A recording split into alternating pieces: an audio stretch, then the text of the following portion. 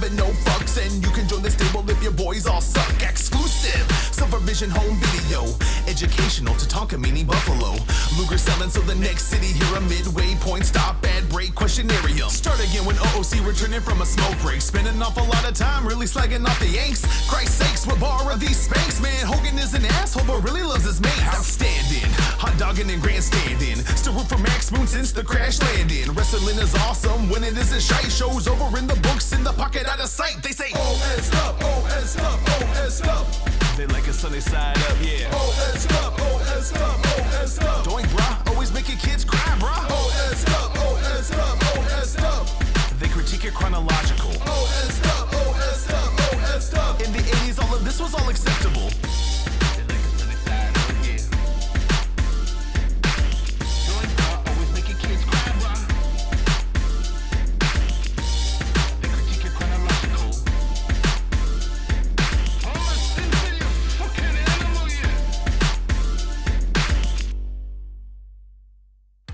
And hello and welcome to OSW Review, the old school wrestling video podcast. Filmed in glorious grapple vision and encoded with blast processing, we chronologically critique wrestling storylines, pay-per-view by pay-per-view. This is your host, your boy, Jay Hunter, joined as ever with the man of 32% milk chocolate with soft nougat and 27% caramel center. It's V1!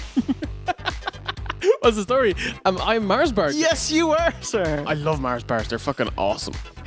And no, see, he's gone. He's done. He got thrown out at the Royal Rumble, and that's it. Yeah, that's it. He's done. Yeah, he said something about he wanted to say hello to his hero Bret Hart. We haven't seen him since. And the senior advisor of Simpsons Quotes, the delegate of Donkey Kong Country, the mayor of Botchtown, Matthew. I love these intros you give me because you're the one going, it's this guy, and everyone else is going, fuck, it's this guy.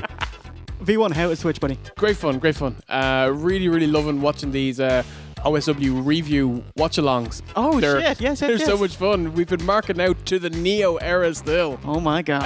It's just about to end, and then soon we're going to be entering the two-man power trip. Yeah, that was a lean year, just me and you. A lean year where OC fucked off with Neo, but unlike Neo, he managed to find his way home. So you have one of those dog whistles. There we go.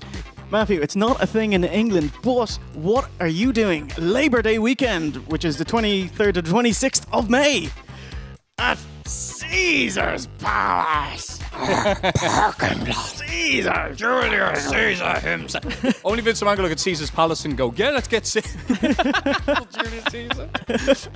Yes, we will be at Caesar Palace for Starrcade 2 Live. Jay Hunter, V1, Matthew, OC will all be there. And others too? And others and many other great acts.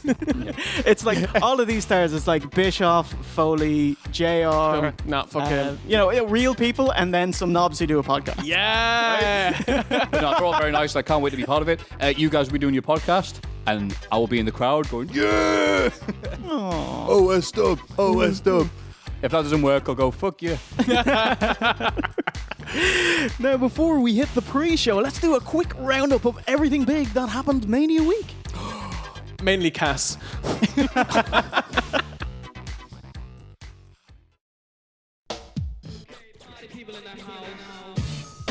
He is a big thing that happened. Oh my God. Ring of Honor NJPW G1 Supercard at MSG. Yeah, big thing, Enzo. And I love how this is the main thing that happened. Fuck you, Jay White. Other fella with your title change in your main event, Enzo and Cass XL. This is where it's at, lads. More Cass 2XL, I think. For like a few seconds, it looks like Enzo's getting at it for real with one of the Briscoes. Because you can hear the people going, oh shit, it's real, and all this. You go, oh my God, it is real. They've just done a legit shoot. And then like, here comes Big Cass with his big working WWE club to the back of the head. Like, oh, thanks for bringing it back to reality. So the general consensus that Ring of Honor matches were bad, Ring of Honor / New Japan Wrestling was okay, and New Japan just by themselves were great. I enjoyed Switchblade versus Okada, who absorbed kicks to the head, wouldn't let go, Rainmaker, then twisting Tombstone for the win. Thumbs up. That's incredible. Wow, you just ruined Okada. Holy shit. He is the Japanese rat face knacker. A rata face. Oh, God, no. Cut. The drive for 5 has crossed the finish line. Zack Sabre versus Tanahashi, I went straight to watch that match and it was okay.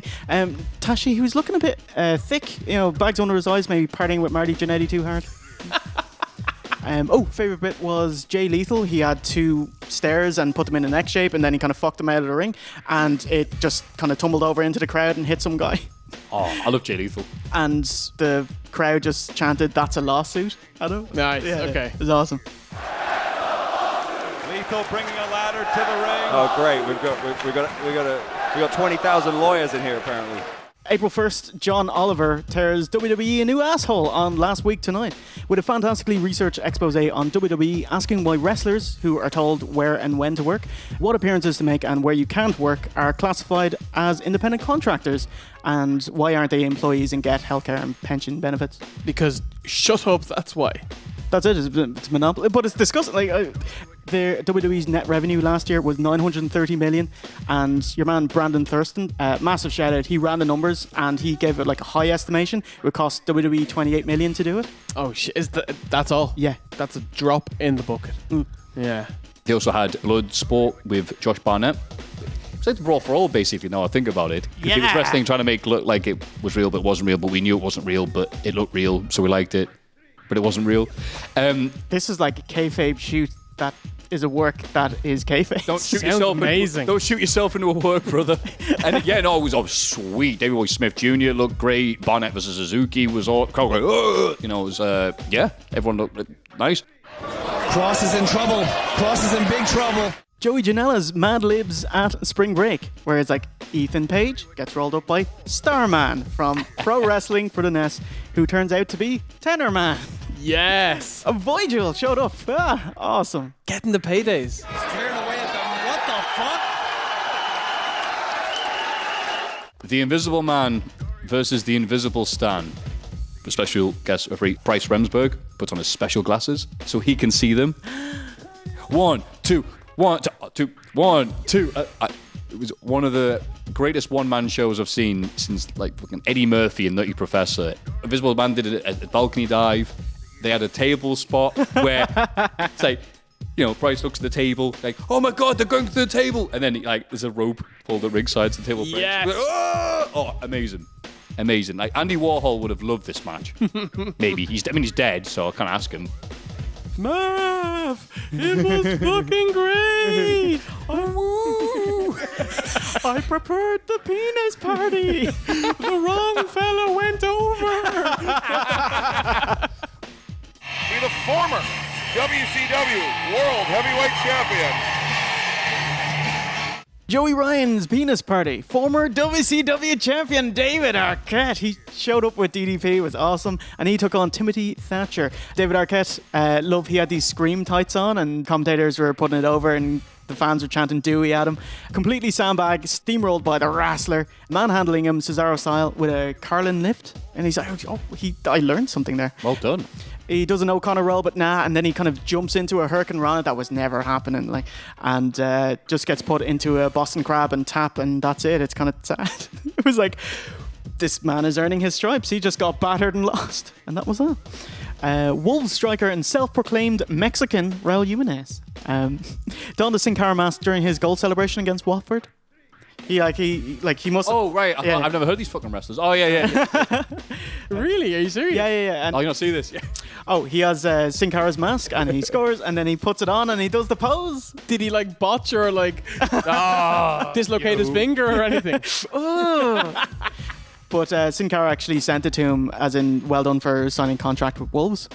He actually did the same thing 2 years ago, which means that like he'd keep a wrestling mask in his jocks and like not score, and he'd just have it in there for a few matches. That must have stuck. He put it on and immediately took it off. That's gross. Ooh, at WrestleCon, we got a 2019 headstand duck arse. Really impressive headstand. I've seen this, yeah, holy shit. Yeah, good stuff. A legend. Ooh, MLW's Battle Riot 2. Teddy Hart fist bumps one of our bras in a What Bar t-shirt. Nice. Oh, that was awesome. OC be so proud. Teddy Hart is his boy. Yeah. Oh, that's his boy. Did he have cats? There is a picture of him with Davey Boy Smith, and I think they have pimp get-ups and cats. Nice. It is awesome. That's the thing in MLW was pimped out outfits and cats. I love it. Quick shout out to Oliver Bras, Dude Bra with a What Bar shirt at NXT Takeover, also at Smackdown. Anonymous Bra, What Barring at the G1 Supercard. Nice. Putting us over. I love it. Anonymous bra. I love that painting. Bra Steven repping the What Bar at the Bullet Club Block Party. Our Bra Carlos sporting the Christmas What Bar at Mania, and our Bra Alan rocking the ultra rare brown What Bar tee. Nice. I know you guys have a ton of tees to choose from, so thank you so much for choosing ours and repping it, in public. Oh, thank you. It's awesome. Yes, fucking animals, yes. Yes, and if you see someone rocking an OSW shirt, please run up to them and go, hello, and scare the shit out of them. It'd be great. Oh, and a big shout out to Wale as well. Super nice bloke. Congrats on Wale Mania. Yeah, well done, Wale. I appreciate the CC as well. It's like, big shout out to OSW. Oh, and also Mafu. It's like, yes! Thank you, Wale. You're so cool. He's a super nice guy. He's awesome.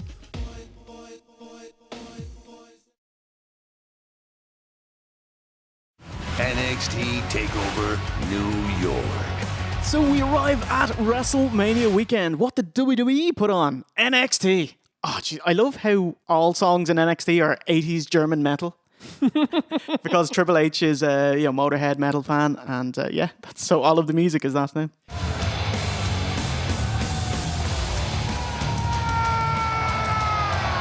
Yeah, there's two songs, isn't it? There's the Uber German whatever foreign thing you never heard of, and then there's just like here's a band with haircuts, and the chorus is whoa. the two songs for NXT. A band with haircuts. Yes. Wow! Tag champs, the Norse God War Raiders are a ton of fun. Hansen especially, big fat dude, bumps like a boss. They rolled over double duty, Aleister Black and Ricochet. Yeah, a really good fucking match. Everyone looked great here. Kind of sad that they didn't put the belts on Ricochet and Black, but considering they're coming up to the main rosters, it makes sense. But yeah, Whopper, great opener. The crowd were incredible for pretty much all of the show as well. Velveteen Dream squeaks Matt Riddle for the North American Championship. Velveteen Dream Patrick, love how he takes inspiration from so many like Hulkamania era things like Macho's Elbow, Dusty's Flamboyance, Rick Rude's Tights, Prince obviously. I thought Matt Riddle's cool too. I love the cage fighter style and barefoot grappling, and at Mania he was like, I just stole a gallon of milk from the catering, no questions asked. I was like, he's so awesome. And he was in his golf cart as well, so he was looking for the power lines to trip like Raven. Wait, Liz on. Oh, what a great dude. Walter relieved Pete Dunne of his UK title. I fucking loved this match. It was so different to everything else, and while the other matches may have had spots that went higher, these two guys went out there, told a story, and most importantly, something that other people on this card didn't do, they sold, and they made things look like it hurt, and they made it look like they were having a fight. Oh, I thought it was awesome. I loved it. Bruiserweight with his Simpsons tan got in a lot of offense. He had none of the kind of David and Goliath expected booking that you think for the match. Doggedly went after Walter's fingers over and over. And I love the throwback 70s foreigner deal with Walter. It's great. It's so great. Imposing. It's you wouldn't fuck with him. Yeah, absolutely. And it's something that's been missing from wrestling for so long that when it comes back around, you're like, this is something new, even though it's something that's been done for decades. It's brilliant. Awesome. I think that's the next step for him. From the island of Germany. The dirty foreigner.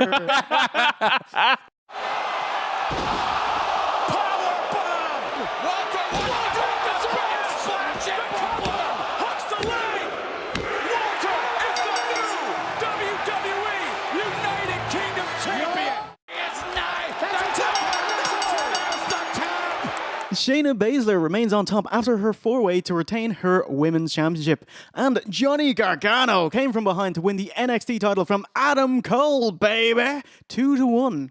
All right, it's not news, but Gargano is incredibly smooth, a world-class wrestler. He's like Kurt Angle and Daniel Bryan. Holy shit, it's just so effortless with him. He's so good. He's so talented. He's so over. He does everything great. He's going to go to 205 Live, isn't he? Vince is going to stick him there because he's short, and he's one of the best wrestlers in the world.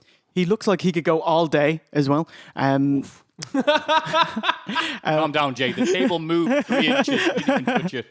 False Finish City, that had the crowd at fever pitch. Even Jimmy Bennett, he hit the ring and they did the that wasn't the finish. Dogged and relentless babyface applies the Gargano escape, roll over to deny Adam Cole escaping, and gets the NXT title. Fantastic event, as always. Yes. Okay. Hall of Fame. Chibba Chibba Hall of Fame, fame, fame, fame. You know that tune. You can't sit down. Super. That is good, isn't it? I have improved so much. You have any talent at all? Honky Tonk Man. The video package shows he's unable to play the guitar. It was so funny. Wouldn't you think? Right? How many decades has he been doing this gimmick for? Like, go and get basic lessons so that you can strum a couple of chords. I think he can play Wonderwall. I was like, dude, next time prep a speech. He just... I'm just a honky tonk man. I'm cool. I'm cocky. I'm bad. And I just want to thank you for letting me be just even a small part of your life. And for many of you guys, a part of your puberty. Like, I've heard that a lot lately. Tori Wilson, the new Coco Beware. Anyone can get into the Hall of Fame inductee. She is literally the bottom of the barrel now. Like, look, I'm sure she's very nice. She is. She's renowned for being a lovely person. And she's very, very pretty. She is very pretty. And she's aged remarkably well. Good job. But no. As a wrestling talent. There's no fucking way that she should be in this Hall of Fame. She acknowledges her, standing in wrestling history. She has a really lovely speech, giving positive advice about overcoming fear, and name drops fondly Hogan and Nash, who's in the crowd, and Kevin Nash's expression is like, "Don't drag me into this." She did amazing, and doubly so as her father passed away 2 days beforehand. Really impressed with her, and I loved that. That was like her best angle was her dad. Like, it was a great angle with Don Marie. I love the way she had to do an angle and watch her dad wear the face off Don Marie. just get fucking stuck in. It's a good game of tonsil hockey. Al, honey, looks like we got there just in time. Brett and Natty induct Jim Neidhart. Uh-oh. The Clanimal. The Clanimal. Yeah. I popped hardest for the Cowboy Bret Hart reference. Yes. Oh my God. It was a Lonesome Dove he was in. Yeah. In 96, 97. And some loafer tackled him during his speech, but I don't want to give it any time because fuck that scumbag. Oh, the Warrior Award given to Sue Triple H'son, longtime WWE exec who partners with Make-A-Wish. Super lovely to hear her give props to Cena and his 690 wishes, which is more than Justin Bieber. Harlem Heat, Booker T, always wanted to be just like his big bro, and that was lovely. They also put over Sherry, and I was like, give her props for starting the women's revolution. That was a heartwarming brother vibe, an actual brother, not like a Hulk Hogan sense of the word. But they did show the promo up until the important bit. Hulk Hogan, we're coming to give you a nice order of food. And he gets over Kofi Mania, and the New Day are going, yay, yay. And then the look on Bryan's face, he was into it. Oh, it's so good. He's fucking amazing. Bryan is going to get an ass whooping tomorrow night.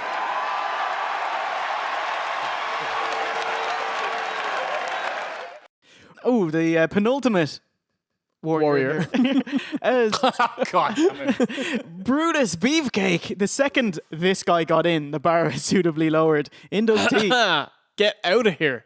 He's a fucking well-deserving Hall of Fame career. Oh, 2-time Hall of Famer. Like, he's got the WWE and the OSW. That's all you need. I think the Zodiac got in, so... Yes. Or was it the Disciple? No. Man without a face? Yes. The Booty Man. No. Actually, yes. I love the Booty Man. Booty, booty, booty, booty, booty. Couple of fun notes. Hogan asked 10 people before Beefer to help him run his gym and shop. And he was number 11, so he was very lucky. He name checks Marty Jannetty for breaking his barbershop window, saying, "You owe me $350, brother." That was good. That was brilliant. And your Hall of Fame main event, D-Generation X. So HBK, Triple H, The Outlaws, X-Pac, and Chyna. And we got some lovely thank you, Chyna chants.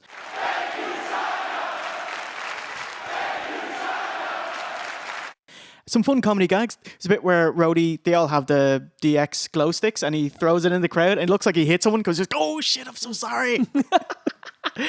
Another bit where Rhodey takes out a big stack of notes and he says, me and my buddy Hillbilly Jim were working on the speech. Oh, yes.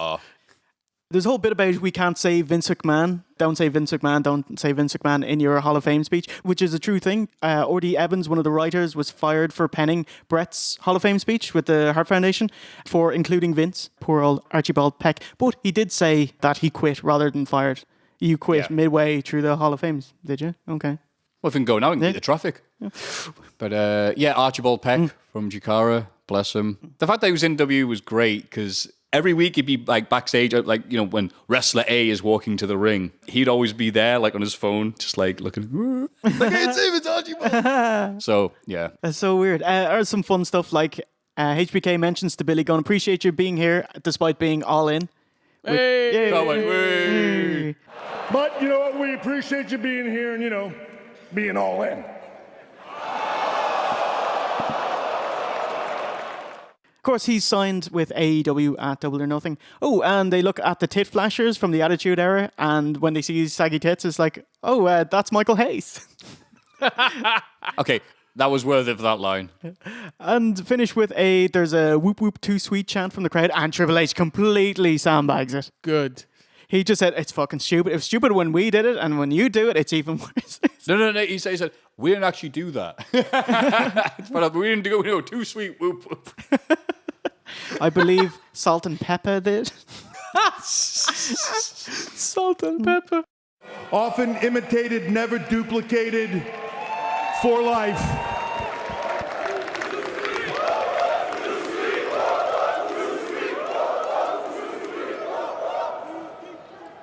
Honestly, that's stupid. I hate that thing, but whatever. I gotta tell you, none of us ever did that, but you guys make up your own thing. Run with it, guys, yeah.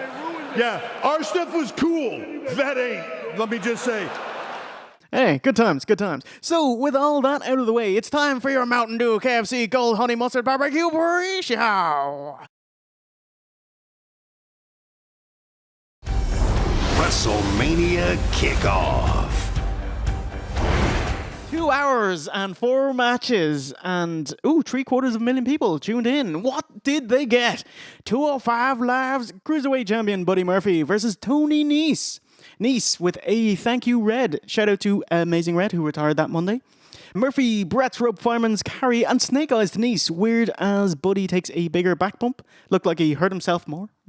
He gets busted open around his eye. Ugh. Nese bellows, "This is my WrestleMania moment." So WWE mute the audio and split screen so they show an ad for the women's main event. That's so cunty. Like, your pre-show has been on for like 30 minutes. This is your opening match and 40 seconds in and you're like, mute them and let's go to an ad. I just think it's really cunty and mean. Oh, showing why he's the premier athlete, Nese hits a springboard into the ring and onto the middle rope and moonsault onto Buddy. Whilst a test pump handle, no bumming, is denied. He hits a Shoryuken. Fucking awesome.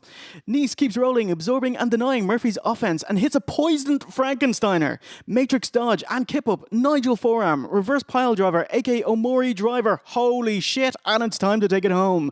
Finish of the match, Fosbury flop won't do it. 450 splash won't do it. But after a German into the corner and running Nese, Tony hits the 1-2-3 and gets the Cruiserweight belt. And Tony Nese is the new Cruiserweight Champion! What do you think? So I thought that these lads went out there and they gave it socks. They're both excellent athletes. They both look great. Tony Nese is fucking ripped. Holy shit, he's in great shape.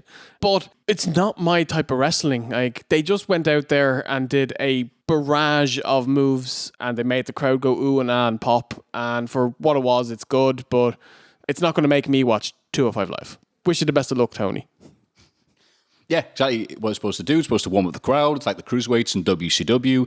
It's nice to see Tony Nese win this so he can brag, I won the title in front of 80,000 people, which is the equivalent to 80,000 Evolve shows. You're right. 205 Live is weird in the way that it's like, what if we had NXT with a core of the roster and all of the storylines? So they do what they can with what they have rather than going, look at this shit. The 205 Live rematch the following week was way the fuck better. But again, don't think it's anything bad. It's just, Tony Nese is nice, but goddamn, I want Drew Gulak on TV. Oh, PowerPoint promos? Get in. Oh, my Get God. fucking in. Read it with me now, nice and slow. All the kids, especially that weird one in the front row. No flipping. The women in the women's WrestleMania Women's Battle Royal. The 17 women battle royal. Oh, I didn't even count them. I didn't think how many people were in. Featuring miscellaneous women and superstars that get their own entrance, i.e. last year's winner Naomi and ex-SmackDown Women's Champion Asuka, who is late and belts it to the ramp. By the way, the original SmackDown Women's title match was Asuka versus Mandy versus Sonya, but since both women's titles are on the line in the main event, all of those lasses are lumped in here instead. Quiet Riot, Nikki Cross beats her chest like a madman and chases Maria, who gets turfed out anyway. Do you... I think we have to bring it back to your Rumble review when you called her Poundland Daphne.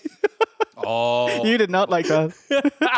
Yeah. So obviously, from an in-ring point of view, she's much better.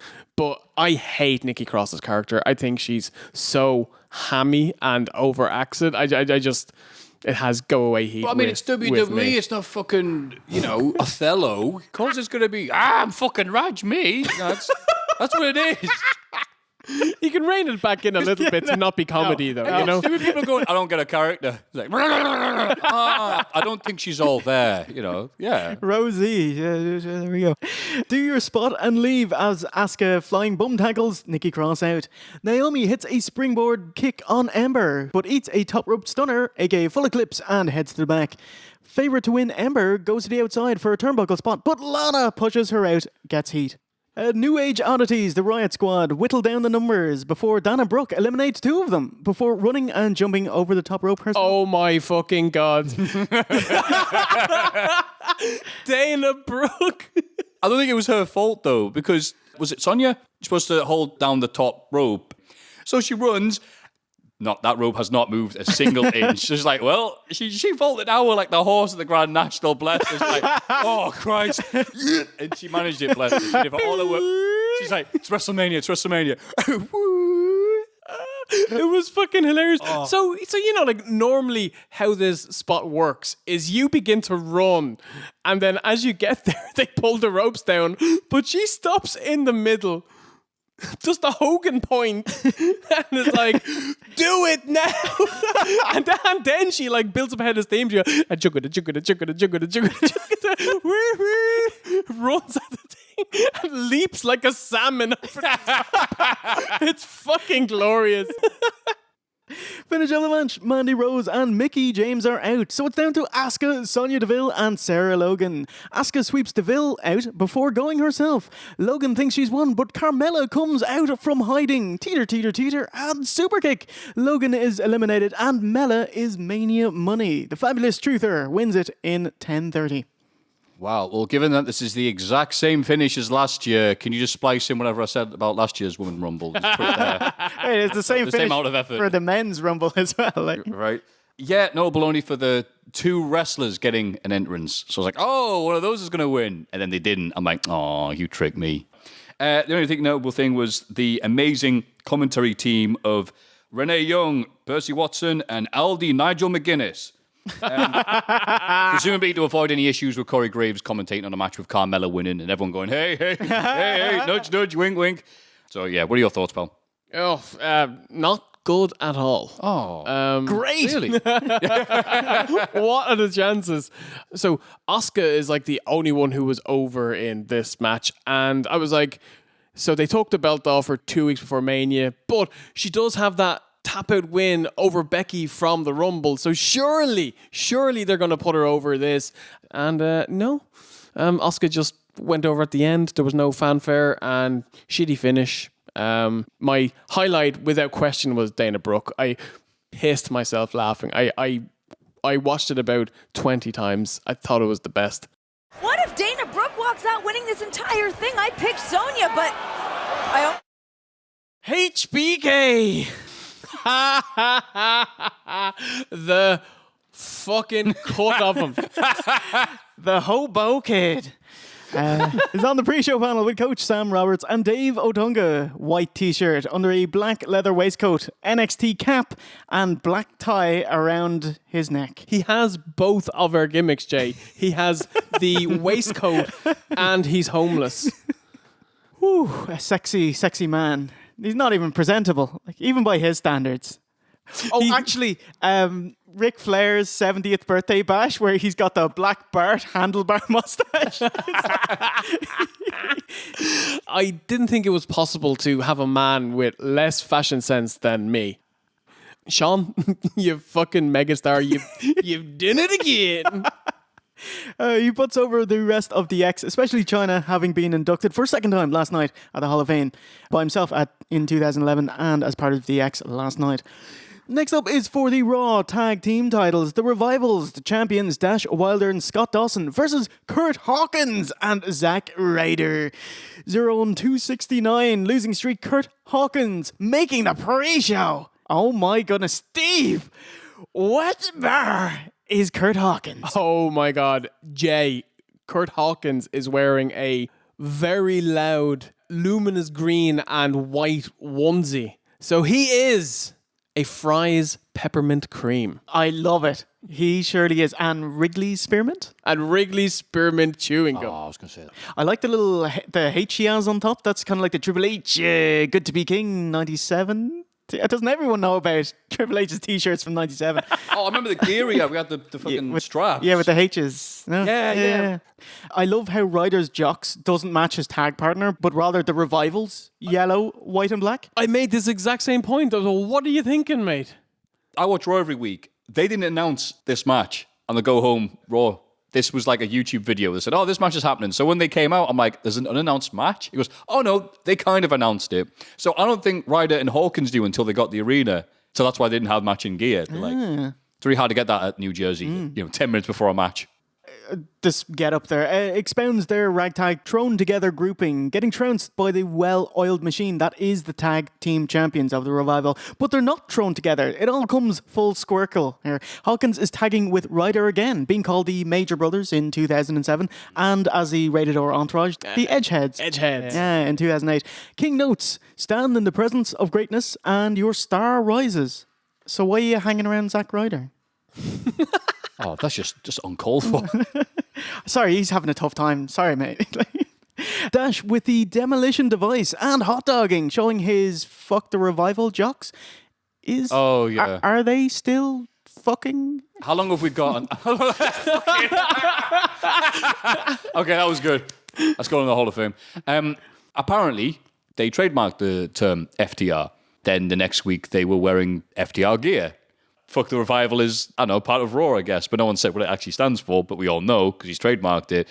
I have no idea what's happening. If you read every news story, they're leaving, quitting, getting a raise, getting jobbed out. They're hot, they're cold. Yeah, it's bizarre. It's like, but at the end of the day, all it's doing is it's making your tag titles even worse than they've been for the last number of years. Oh.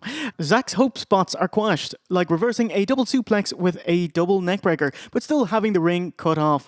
Double team maneuvers like a drop toe hold and elbow drop from the Revival, and hooshing up for a dash big leg. Finish of the match, Hawkins gets the hot tag, as hilarious as that sounds. The lukewarm tag. It's the tepid tag.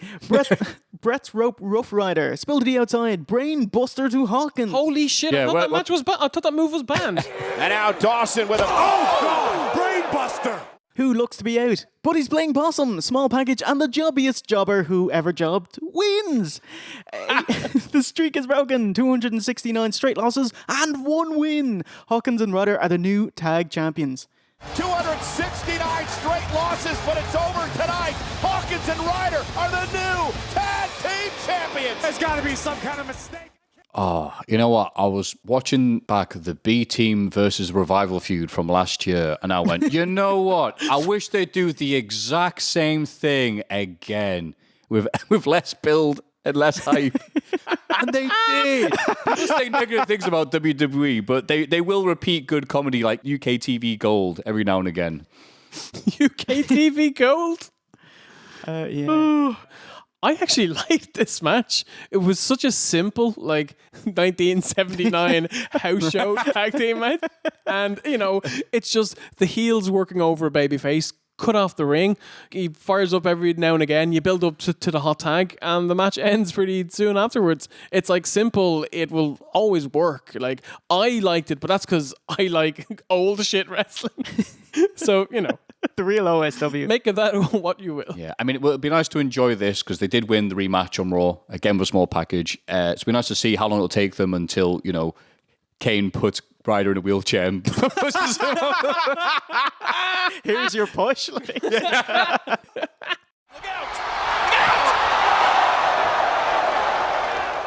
It's your pre-show main event. The 30-man Battle Royal, including Saturday Night Live's Colin Jost and Michael Che.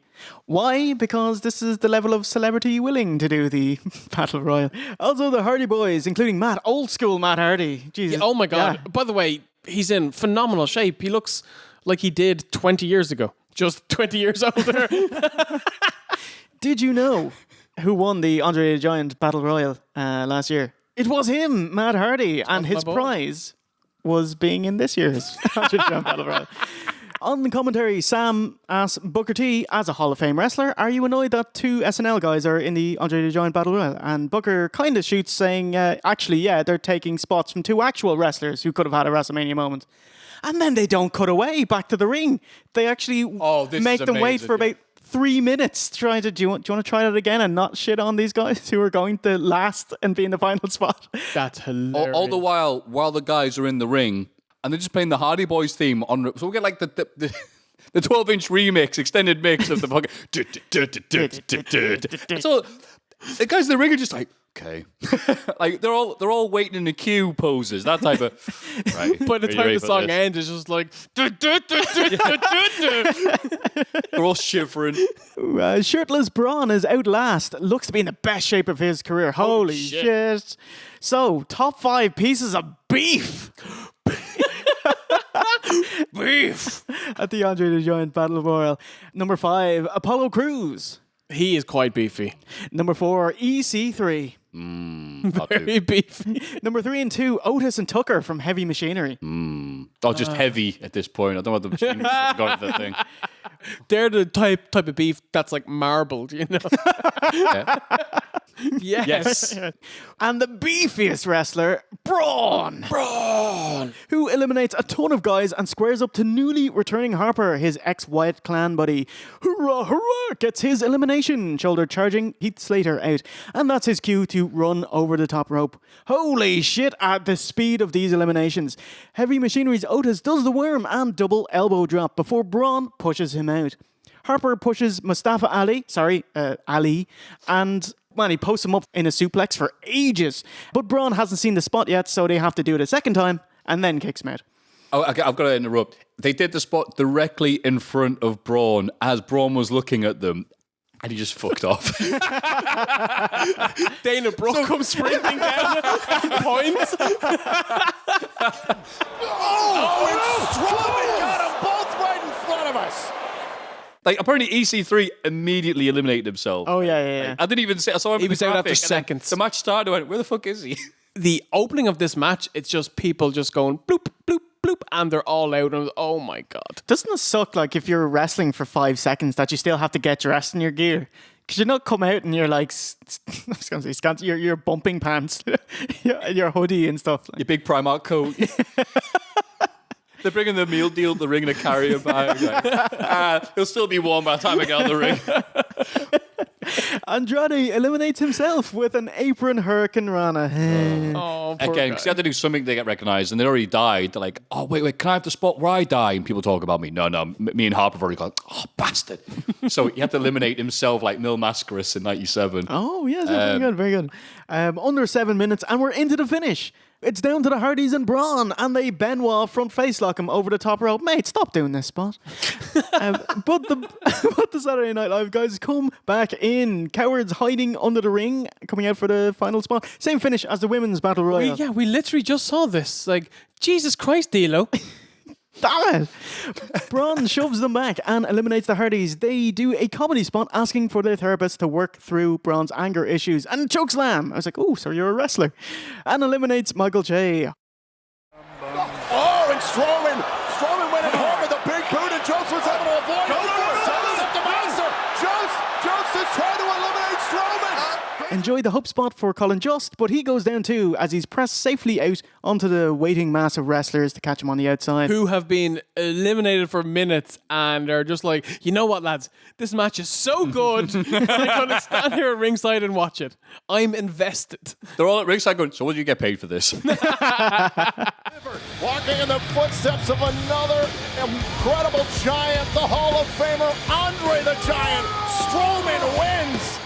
I'll give them credit for one thing. When SNL member number 1 go after Braun missed the big kick, and I went, oh no. Are they actually going to have him win? For like a few seconds, I thought they're going to do it, and then it's like, oh, thank God. So Braun wins after 10-20 and poses, but the camera misses it. He does the and they cut. Oh, fuck's sake.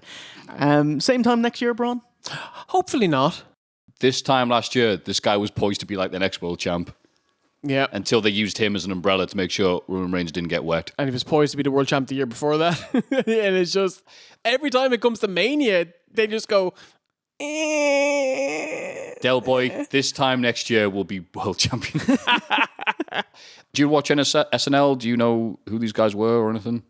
No. Oh. No, I do watch some SNL, but like unless you're Keenan from Keenan and Kel, I or Amy Poehler, then no. As in, like, I've been told, like, people say, like, I swear they actually are funny. And I'm like, yeah. Maybe it's like the MacGruber guy, because he was shit on Raw, but he was amazing at his own stuff. Yeah.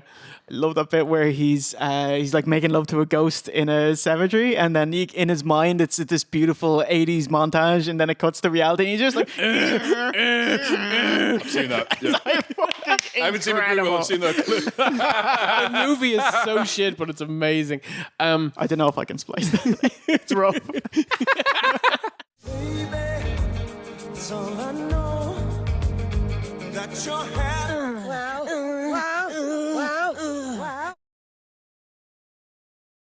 I said I never die. I never quit. I never lose. I never lose. I will always try. I will always try. I'm always gonna try. From the 35th consecutive year, the greatest live event in sports entertainment. Is that... TM. It's WrestleMania from the MetLife Stadium in East Rutherford, New Jersey, which is apparently part of New York for one night. I believe it's in the shadow of New York. In front of a kayfabed 82,265, which is more than the 80,676 when they sold out MetLife 6 years ago. Why couldn't they just add one more person? Oh, that'd be great. It'd be the best thing ever. It depends if he goes out for a smoke or not. It was probably around 73,000 with about 70 paid. And around 1.8 million paid network subs with an actual gate of $16.9 million. I was like, looking at the set, because I didn't see it, and I always love being surprised by what the set is every year. The Stadior set. I was so annoyed. It's just a fucking big telly. It was shite. And that's it. Lazy. Yeah, no, look. Boo. I'm sure this giant television costs an absolute fortune, but there's no imagination to it. It's not cool. You know, episode where Simpsons was, well, I'd love to pay for the set, but I'm flat broke and all the money comes to the seat. MetLife Stadium's just falling apart. Brilliant. 16 matches. Say again. 16 matches, but no room for Alexa Bliss, who's the host of WrestleMania. The goddess snaps her fingers and Hulk Hogan appears. No way! Oh my goddess! Slap him again. And Saudi Hogan appears. It's like the green and white Hogan, yeah. Oh my god. Saudi Hogan needs to be a thing. He needs to wear green and white. It'd be fucking amazing. Paul Heyman stops the Hogan hot dogging to say if Brock isn't going on last, he's going on first. So they can go do business and head off on a jet to Las Vegas, presumably to wait in line for Matthew's show at Starcast 2. The card was rearranged at 5:30, so nobody told Hulk, so it was a legit shock.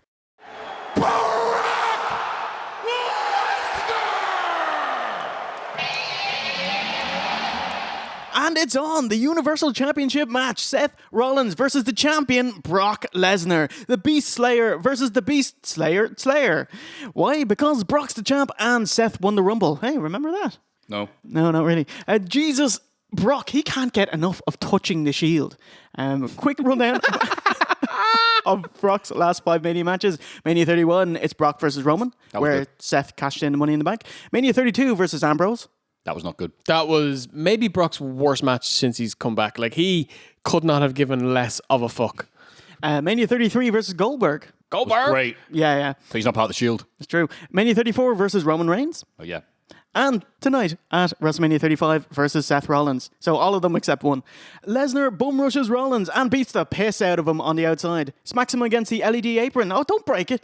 It's an actual physical apron. Awesome. Shitcan Rollins inside. Shitcan Rollins back outside. Then through the hood of the announce table. Ouch. Back in. Finally, the bell rings for the start of the match. Suplex City. Suplex City. Suplex City. And we get to see the lacerated back of Rollins. It was nasty, wasn't it? Looked really painful. Holy shit. It's like they just dispense with the middle portion of the match and start going home. Mr. Burns goes over his signals with Seth. If I took the bill of my cap like so, it means the signal is a fake. But I can take that off by dusting my hands thusly. If I want you to curb stomp, I'll touch my belt buckle not once, not twice, but thrice. F5 denied. Rollins hits a curb stomp not once, not twice, but thrice. And Seth wins the Universal title in a tidy 2 minutes 30. A third, a trifecta of stops. Cover by Rollins. Hook to the leg. Seth Rollins is the Universal Champion. What do you think? Considering the build to this match, which was Seth getting F5'd and battered and left for dead every time Brock was on Raw, I thought this was pretty much perfect. It was everything it needed to be to get Seth over. So yeah, nice and quick. The crowd were into everything. I think if you had to put this later on in the card, it would have died a fucking death. But Seth came out. He sold for a little while just to give him that little kind of hill to overcome. The fans went mental for his comeback, for his finisher, and for his win. I absolutely loved it. Thought it was the best possible way to get this show kicked off. Yeah, good action film structure where the lead hero gets beat up for a bit by the evil dude. Just skip the montage and was right to shoot him in the head. Bang. Oh, I got him. The world is saved. Brock is no longer the champion. I'm buzzing, quite frankly, because he's been killing any flow Raw can get going. Now it's been interesting to see with Seth as a proper full-time guy, if Raw's going to be able to have a proper plot now with the main event champion for the first time in, Christ, how long? That must be like 2015? 4 years, yeah. Was the first time he got the title? Yeah. Or maybe this will be the time that Rollins goes, you know what? I've always wanted to act in Hollywood. Oh, for Christ's sake. So yeah, happy with it. Brock hasn't been on TV, so the story's been, here's Brock, here's Rollins. I don't think that's going to sound good on audio at all because there's a flat silence because I was expecting a reaction that never came. So we'll cut that bit out as well, Jay. I've said all I've said. Carry on. There's only one thing better than one of your really funny jokes, and that is if it absolutely dies. If you love the shit ones, Jay, don't worry, there's plenty of them. In fact, they're a lot easier than the good ones. With every man and woman in the locker room behind him to take back the championship that belongs on Monday nights.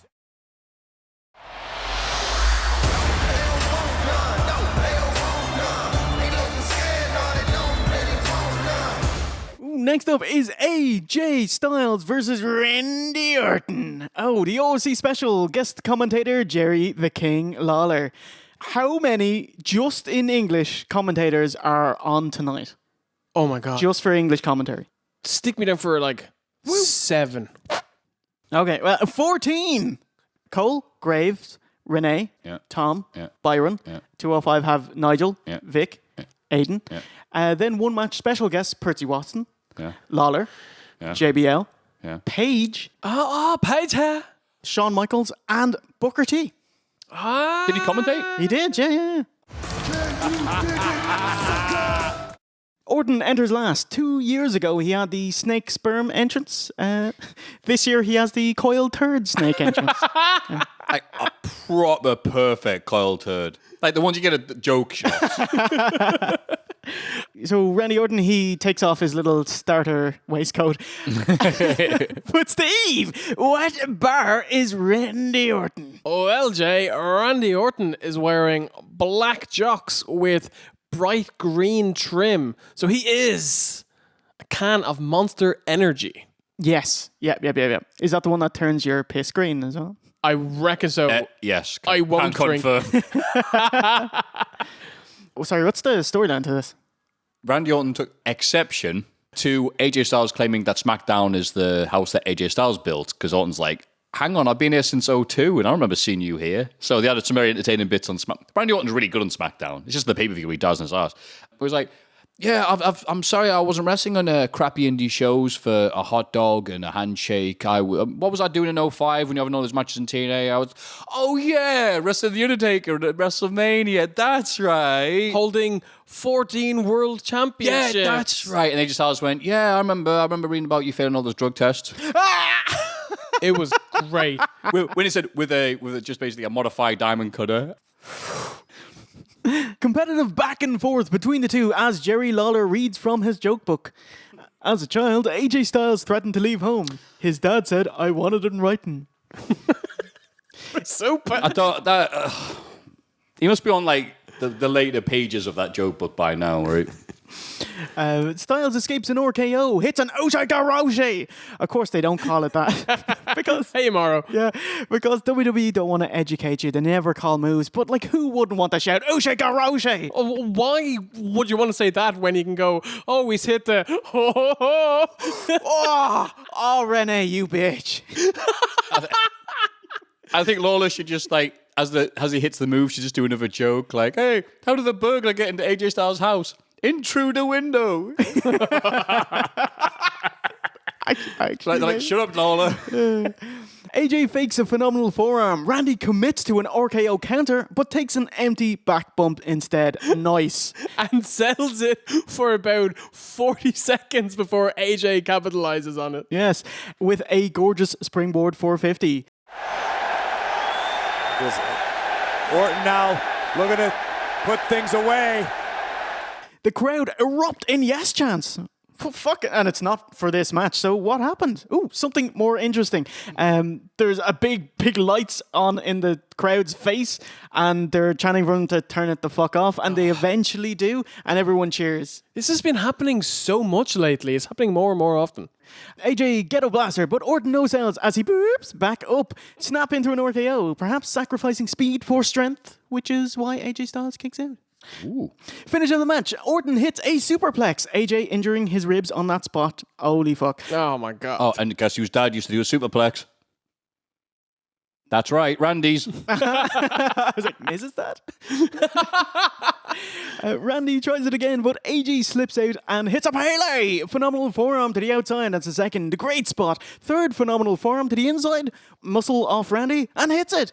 1, 2, 3. AJ Styles wins in 16-20. AJ Styles again. Phenomenal forearm. Cover. Styles has beaten Orton at WrestleMania. What do you think, V1? I thought this would have been a really good match if you were on the middle of the card at like Fastlane or something like that. But for the culmination to what turned out to be a really good build, a build based on two guys who don't like each other, and they were building up to fucking batter each other. I found it to be pretty boring. It just felt like they were working spots as opposed to having a heated fight. Yes, friendly contest. Yeah, I was disappointed. It wasn't bad. Like, there was nothing terrible on it, but it just, tonally, it was just, eh. Yeah, I agree with what you said. Like I said, Randy's promos are so good, you get so hyped to watch the match, and there's just all fart and near poo. So, like... Okay, that's it. The crowd chanted, turn the lights off. They came back on. They're like, oh, fuck it, turn it back on. Yeah, couldn't agree more. All fart, nay, poo. Fuck, that's going to be up there for Code of the Year. I know. OC's going to be so angry.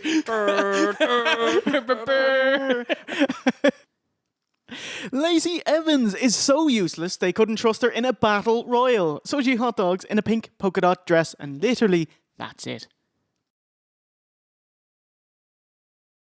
Next up is a fatal four-way for the Smackdown Tag Team titles. Down since day one-ish, the champions, the Usos, Jimmy and Jay, versus the Beer, Cesaro and Sheamus, versus the Evil Foreigners, Shinsuke Nakamura and Alexander Rusev.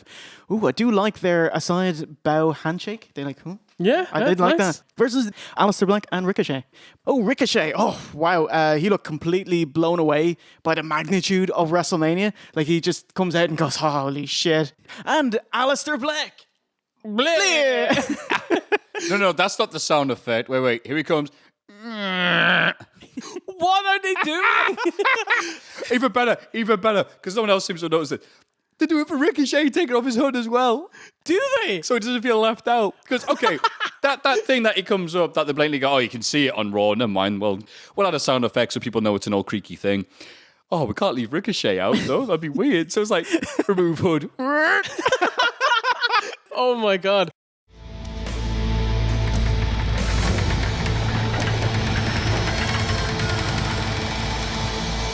Ricochet has arrived and now officially part of Monday Night Raw. Did you like Aleister Black's jacket? Oh, fucking hell. Melted toothy macabre jacket. Loved it. Yeah. Monster Hunter jacket. I was like, yes, he fucking crafted that himself. Yes, the ominous man from Amsterdam. Do you remember when he was... I don't know if it was his first week or his second week on Raw, and he was making his entrance, and he's got this fucking cool entrance, and then Michael Cole is like, here he is, Aleister Black. He's so moody. Like a teenager. I expected him to start stomping his feet and going, oh, Dad.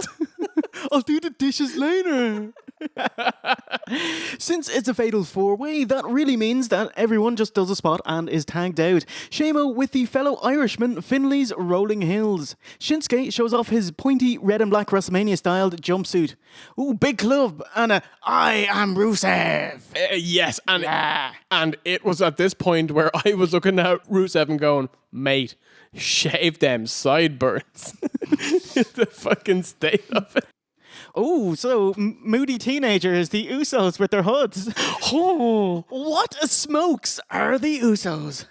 Well, Jay, the Usos are wearing amazing white and silver getup. So they are a pack of silk cut ultra. Poof. Oh, fancy time. It's a big time here. Not rolling their own, like. Ricochet goes round the world again and again. Oh, fucking incredible. Finishes with a head scissors and gets a well-deserved pop. Nibiar have their big spot of a giant swing to Ricochet, which goes on and on and on and on as Shamo gives multiple beats of the Bowery. Sheamus 10 beats of the Bowery for Rusev. And now Nakamura's trying to help his partner. Sheamus teeing off. Sheamus' attention is going to get clubbed for his efforts. Ricochet's not going to be able to walk after this. And now Aleister Black is caught up. It's like a cyclone. Cesaro is still swinging Ricochet. This is unreal.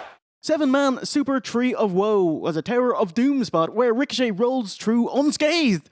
The one and only hits a 630 on Shamo and everyone bails in the ring to break it up. Parade of finishers, everyone hits L1. Ends with Jimmy and Jay hitting a stereo top rope splash and 1, 2, 3 to retain the Smackdown tag belts in 10-10.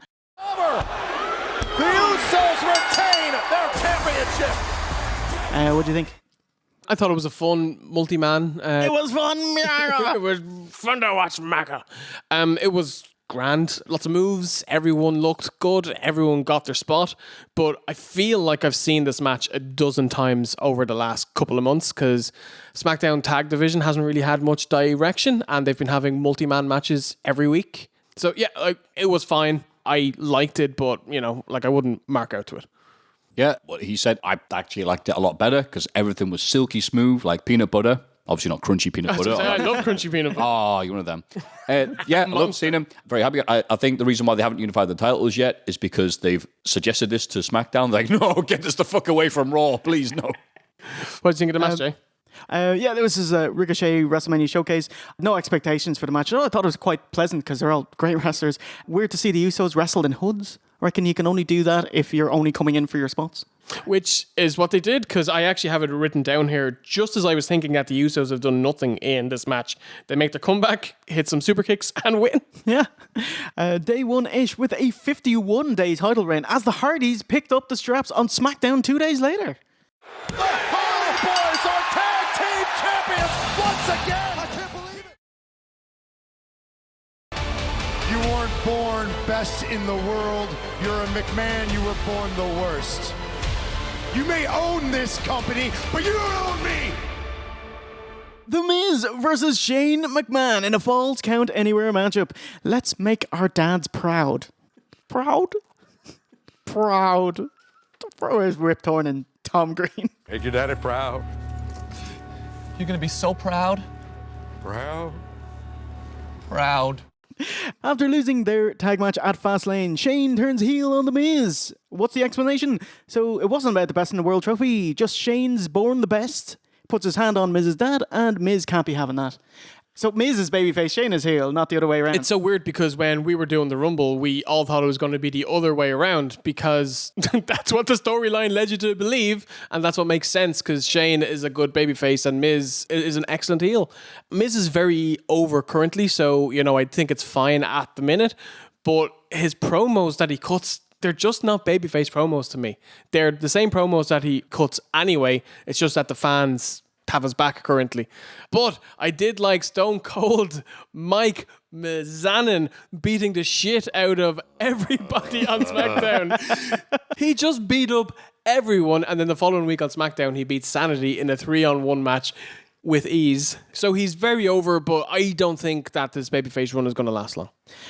He hasn't changed his character though. Like, he still comes out like a conceited Hollywood douchebag starlet. I had that written down. What's he doing wearing this gear? It's like push as a babyface Johnny Cage. It's like, it's not happening. Like, you know, Shane McMahon, he's got beef. Beef. He's so thick. He's so, like, his jaw is so wide. He's prime USDA beef. Shane kicks off with some of his legendary punches. Woo! God. And the real mega heel shows himself, the director of WWE, telling the ringside cameraman to zoom, action, zoom, every time. Holy fuck. I was actually shouting at the screen, fuck off. Did you see that video going around Twitter where it showed the cameraman doing, doing some awesome squats? Oh my. Oh, that's right. That was on Raw when Seth Rollins hit the 14 chair shots on through. Yeah, ridiculous. Fuck. Miz is set up for a table spot and Shane was going to elbow him through the table, but Miz's dad comes between them and stops that spot. He then gets in the ring to confront Shane. It's like, wow, shit, this match is in fast forward. Crowd don't really bite for such a dramatic shot, but I think it just must be the acoustics, bad acoustics. No, nothing. Just must be bad acoustics in here. Yeah. Good one, Shelton. There we go. Mrs. Dad puts up his dukes because any man with two hands has a fighting chance. Yes. I don't know who you're talking about. Who's that? Shane fixes Ms. Dad's boxing stance and then bum rushes him. Sorry, I've got to applaud. That was some great dickery from Shane. And so starts the meat of the match, which is a big fun brawl. And so starts the beef of the match. Beef! A big fun brawl with the Miz and Shane around the arena. It's like, oh, I see, man, loving these shortcuts. Dip into the crowd, then to the LED board, to the dirty foreigner announce teams. Good job of those guys to manage brawling on them without missing all the salt getting thrown at them by the commentators. So they're brawling because Shane immediately just goes, oh, I've crossed the line here. Miz beats the shit out of him. I think Shane just looks over the ledge that they're at and goes, all right, it's a table. Just push me off. It's all right. So Miz launches him and mid thing is like, oh no, it's a golf cart. Oh, so he bounces off that and it just splats like 10 pounds of shite on the floor. And it was great because Shane died. It looked so fucking painful. It was awesome. Yeah, it was awesome, actually. That was really good. They work their way up to a big drop. Miz does a suplex off the camera platform and the feathers are flying out. If you watch, because this is an audio thing, Jay literally did the chicken wings to that action. The feathers flying up everywhere as the two hit the hidden crash mats. But Shane is lying flumped on the Miz somehow. 1, 2, 3, and Shane wins. He's still the best in the world. It's a WrestleMania miracle. Miz, don't do this! Oh my God! What? You gotta be kidding me! Kind of made me think of the end of was it Triple H and Austin had their three stages of hell match. Yes. And then the finish of the match was like, I think Austin has a chair and Hunter has the sledgehammer, and they both hit each other. Like barbed wire and that. Yes. And Austin crumples first, Hunter lands on top of him, 1, 2, 3, and then some accurate cunt breaks him up. Oh, yeah. A beer. What a I mean, obviously he's a cunt, but what a shot by that cunt. Yeah, what amazing. What an accurate cunt. Yeah. But speaking of cunts, shitting myself at this match because it's Shane McMahon. I'm like, oh God. But he's so much more tolerable when he's supposed to be booed. Because everything he does is like, it just changes. Like, you flick a light switch, you're suddenly like, oh, his offense is really palatable now because it's supposed to be shit. Because you're meant to fucking... Right. As soon as him coming out, he's like, I'm fucking Chuck Norris, me. He's like, no, you're not. I'm a proper dick, me. He goes, yeah, you are, Shane. And so, just adjusting the guy's stance. That is such an alpha male move. And the brawl I liked. Where this is leading, I don't know. But if it involves Shane McMahon falling off of gold carts some more, I approve of it. Yeah. Yes, more Mrs. Dad, I think. Yeah. Please, if the wrestling gods are listening to me, I don't know how they would make it happen, but this needs to be a tag team match with father and sons. Probably make it even to have Shane and his kid, like at the level of Mrs. Dad, I think. Yeah. Just a trash brawl around the arena. I like that it was different than all the other matches on the card, but and I was just thinking, watching this match, I was like looking at the Miz. It's a shame Mick Foley has retired because his hardcore matches, they're like a gateway for wrestlers to be taken seriously. Like Triple H Rumble 2000 hardcore match. Afterwards, Triple H is taken as a serious kind of main eventer. Randy Orton Backlash 2004. He's tougher than you thought, taking a bump on the thumbtacks, and he's got a new nasty streak side to him. Edge spears Foley through a flaming table, WrestleMania 22, now taken seriously as a world-class wrestler. So, like, Foley's hardcore matches showed a respect-earning tenacious streak in his opponents to endure and often overcome the king of hardcore. I think Miz sorely needs that, but there's kind of no one like that to usher him into the serious main event babyface stratosphere. That's a good point, but Miz has already been there. I don't think Miz is going to be up on the upper echelon again. I think he's just, hey, it's Miz. That guy was a reality show who we can plug. Oh, that makes me sad because he's really talented. I think he's achieved so much considering he was dog shit for so long. And now now I'm a big Miz fan. I have been for a number of years now. Don't you walk away from me, Daniel, is one of my favorite promos of all time. But he is at that point, the Ziggler point, where it's like you're almost counting down the days when he doesn't have anything to do, or he's, putting over Tyler Breeze on SmackDown for no reason. Oh, no. I really like him. I just don't see him as a tough guy. No. Before you go any further, we have Jockswatch. Ooh. Breaking news. You're at OSW HQ. Steve, what about Shane McMahon? Jockswatch. Actually, it was so sad because I got animated Asuka for her Jockswatch and she fucking didn't have a singles match. So. God damn it. So Shane McMahon Jockswatch. I had no clue that this was a thing. And then when I went back and re-watched this match, which was better on second viewing, by the way. Fuck it. Let's just tell you. 24 adjustments of his gear during this match, lads. Holy shit. 3 times before the bell started. 20 times during the beef of the match. And 1 time after the bell rang. What kind of adjustments were they? So I think Shane might have a little kind of a tick, and so he's wrestling, and then he just quickly will pull at the bottom of his jersey, and then there's a few times where he pulls on the legs, and then there's 1 or 2 times where he goes like full out and like fixes his top, but it's mostly just a little pull at the kind of bottom of his jersey. I'm very worried about Ronda Rousey and her championship Jockswatch, but we will find out in the main event.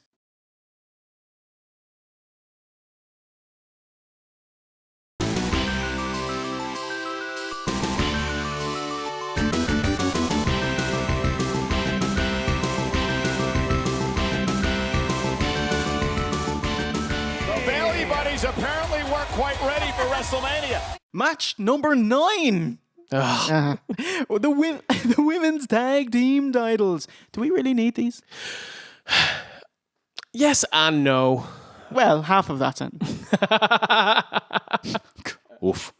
It's Sasha and Bayley, the Boss and Hug Connection, versus the Iconics, Billie Kay and Peyton Royce, the 5'9", versus Tamina and Nia Jax, the Dirty Savages, and Natty and Beth Phoenix. Who are the nostalgia, I'm pushing through, who are the nostalgia choice of the match. Crazy as although Beth is back after 6 years, Natty never left. She's been wrestling in WWE since April 2008, over a decade ago. Oh, wow. Bayley and Tamina kick off, clears house, and everyone bails in. But Steve, what a bar are the Boss and Hug Connection? Well, Jay, Sasha Banks and Bayley are both wearing the same colours, which is rare. They are both wearing blue and white and gold. So they are a Nestle blue ribband caramel cream bar. Nice. Yes. The connoisseur's choice. Yes. Sasha misses a Meteora. Should have tried a hybrid theory. Hey. I'm pointing at Jay now. I get that reference. No. Well, there's only a few minutes to midnight. One more light. It's live in Texas. Anyway, how do you think Beth got on in this match? She was grand. Beth was a grand wrestler back in the day. She was never one of the best. She was quite over and she had a decent gimmick. And she's been gone for a few years and she came back and she looks about the same as she always did. So, yeah, thumbs up. Yeah. Bret Hart is in the crowd, but he's literally just watching. He's just in the crowd. It's just guards everywhere around him. It looks like Goldberg's entrance. Bayley throws Sasha into a swinging slam and crossface, great spot. The Glamazon's glam slam is thwarted, but Natty gets her double sharpshooter spot. The Savage Nature look around for heat. Holy shit, not a peep. The no heat, holy God. Wait, let's have a bit of the crowd now. Okay, there you go. Things are about to get worse for Beth Phoenix. Boss and Hug Connection with a big elbow drop and Eddie Frog Splash, but that isn't the finish. What is? Bret's Rope Glam Slam, but the Iconics bum rush her out and steal the win and the Tag Team Championships in 10:45. What do you think, Matt? Well, okay, they had to follow Shane versus Miz, which had a lot of heat. There was a second 4-way tag match of the night, which also didn't help them. Damn it, D'Lo. And it also didn't help them, the fact that, again, there was no feud for this. There kind of was with the Samoan submission sorority team and Beth and Natalia, because they got attacked at Fastlane, but then they didn't do that and just did the 4-way whatever. And so it was just a match. So bless them, they tried. I'm glad the Iconics won, but a lot of people were expecting a lot more than this because of how far it felt like, yeah, we finally got the women's tag. Really? You guys all remember the Jumping Bomb Angels, right? These people look at the roster like... But yeah, so a lot of people are like, well, okay, cool. They finally got fairness in the women's and men's divisions because they're booked like shite as well. Lola. What do you think? Right. So much like you said, this match has had zero build, and any build it has been for Nia Jax and Tamina versus Bayley and Sasha.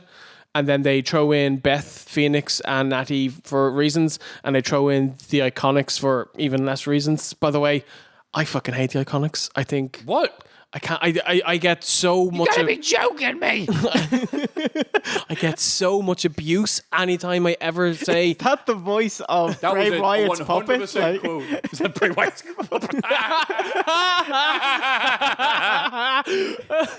Yeah, like so. I'm glad you get abuse. So you know the way. Thank you. So you know the way Sasha Banks has these hardcore fans who will defend her even if she kills spots, which she's been doing more and more lately, by the way. You're going to get shanked in Vegas. Yeah. The iconic fans, I think they're even more Australian. Delusional because Sasha Banks is at least capable of having good matches. And her promos don't sound like Aussie nails down a chalkboard. It's koala's nails. So yeah, anyway, I fucking hate this act. It just annoys me. But this match was not good. There was no good wrestling in this match. It did nothing for women's wrestling.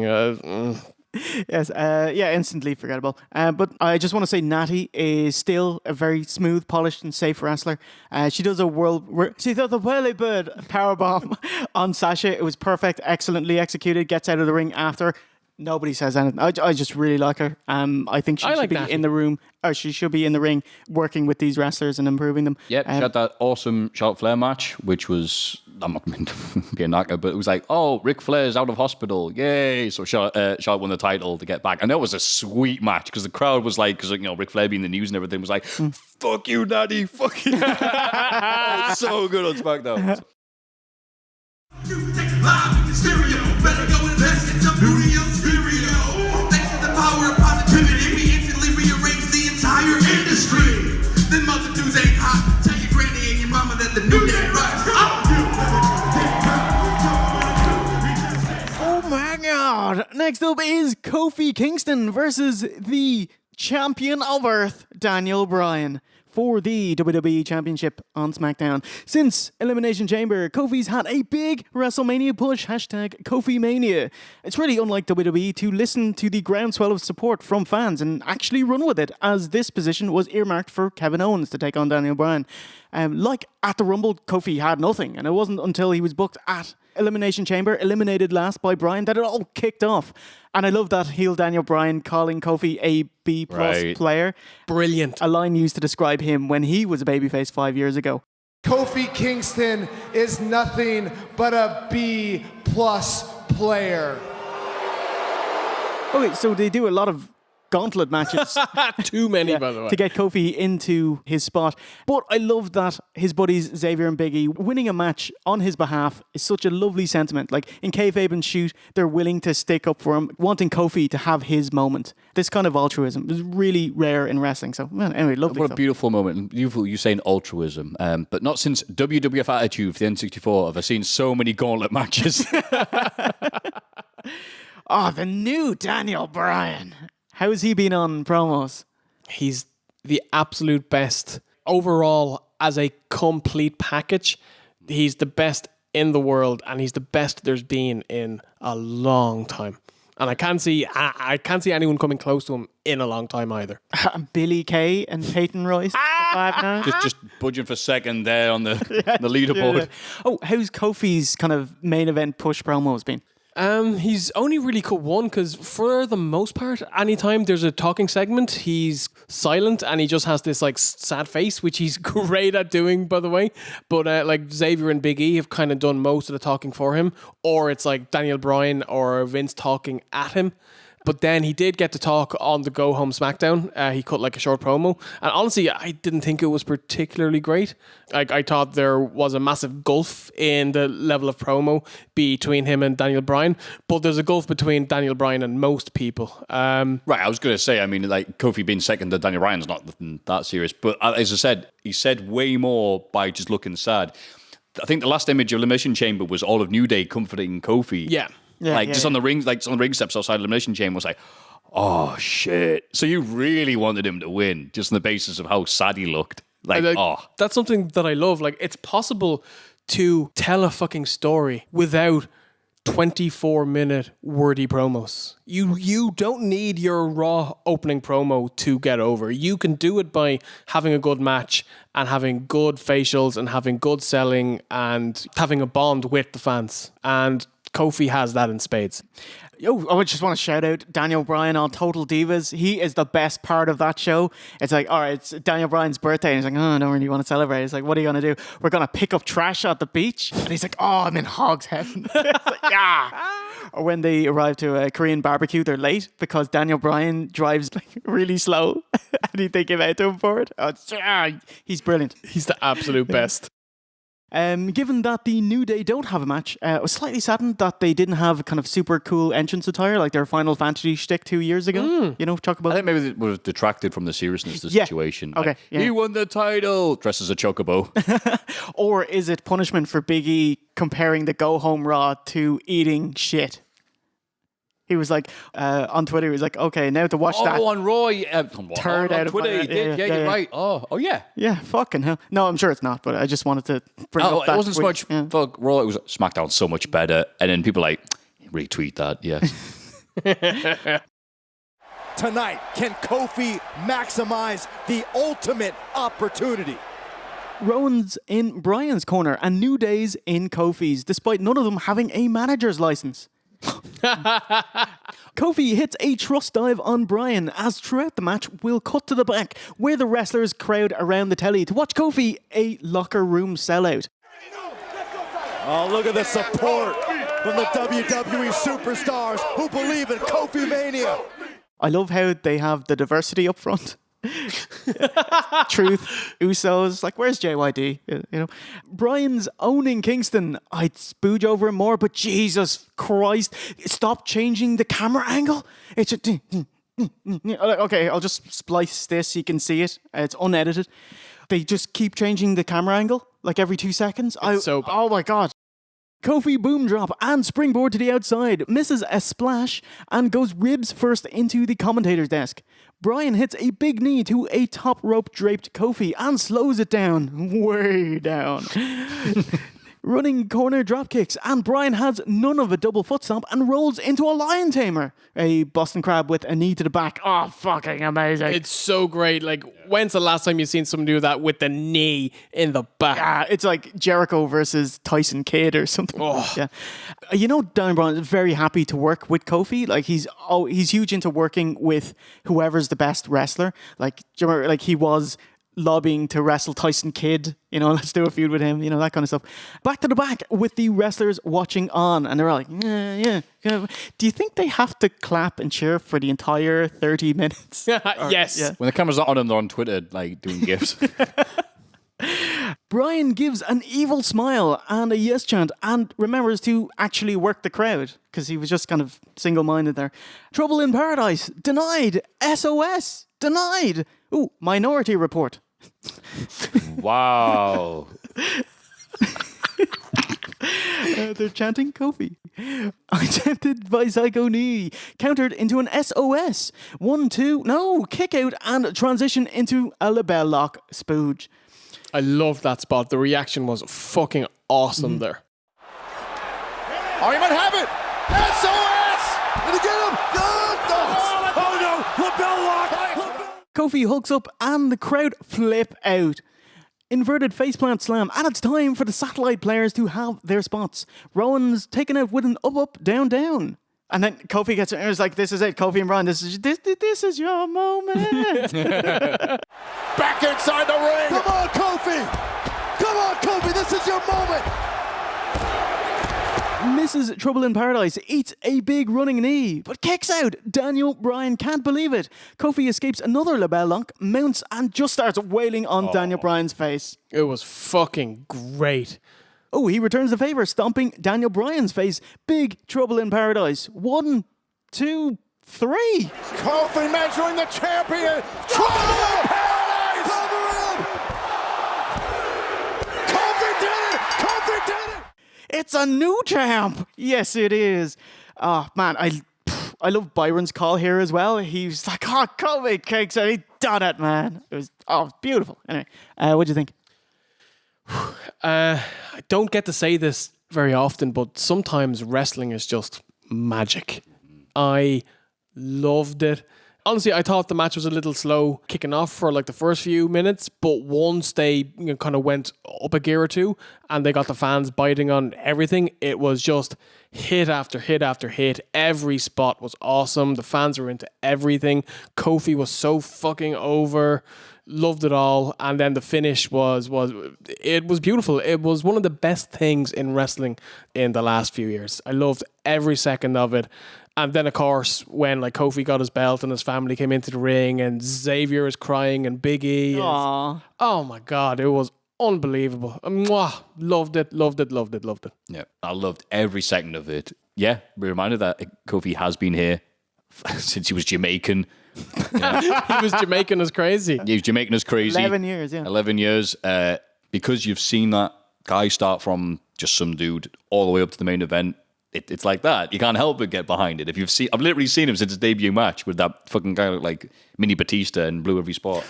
And now to see him win the title in front of his family with again Xavier and Big E definitely been a major part of why he wanted to see it as well, because they're selling it. They were brilliant as well. Fucking awesome. Love this match. Got nothing but complimentary things to say about it, and it didn't go on forever as well. Yeah. One finisher, it's all it took to beat Bryan. Get the fuck in.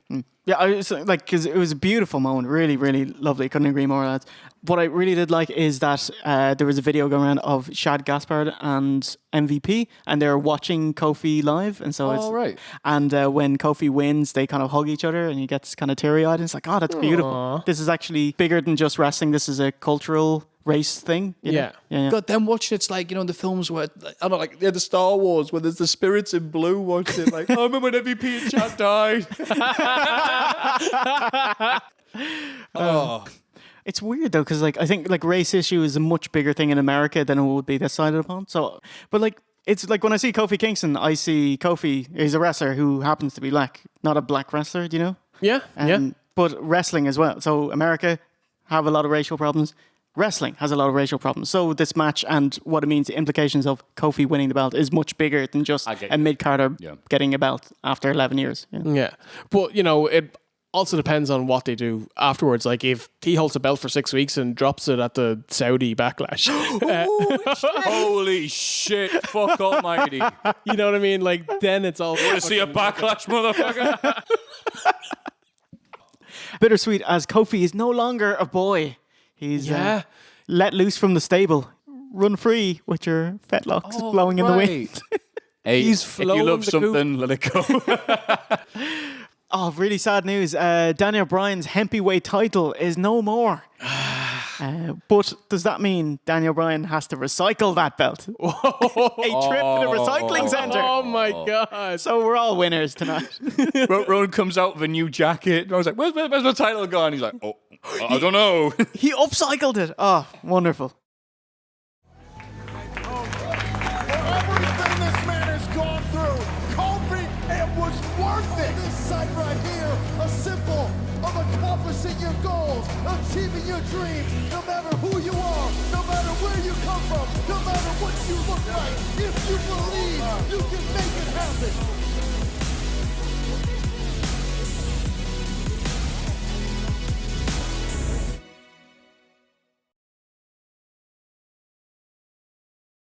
You fill up my senses. Hey, Kane, give it a rest. You stink. Don't quit your day job. The smart way to burn fat. Stacker 2, the world's strongest fat burner. Hello, Noggers. It's your boy, Jay Hunter. It's been 346 consecutive hours of the WrestleMania podcast. And it's all thanks to one little boy, Vincent K. McMahon, who won't let me stop.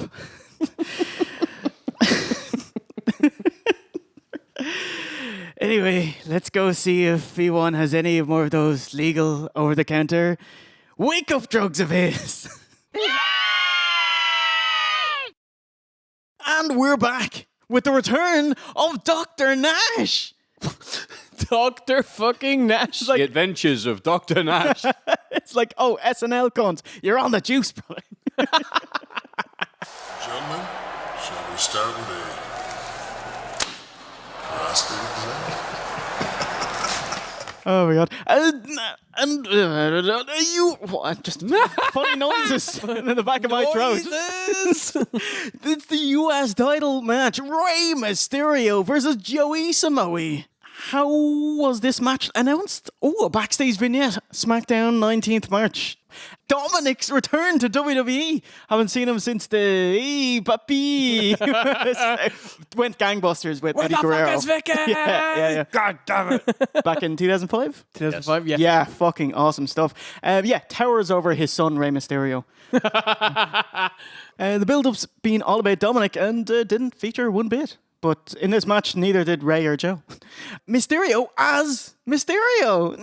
I was digging that. Needed more fishbowl, though. Right. Yeah. I did love his giant saucer nipples, though. You know, that's how you knew it was Mysterio. As we say hello to the foreigner announcers and OSC walks out. Originally, this was supposed to be Rey and Andrade, but I'm glad we finally get to hear Joe's farty trumpet music at WrestleMania. When he falls over.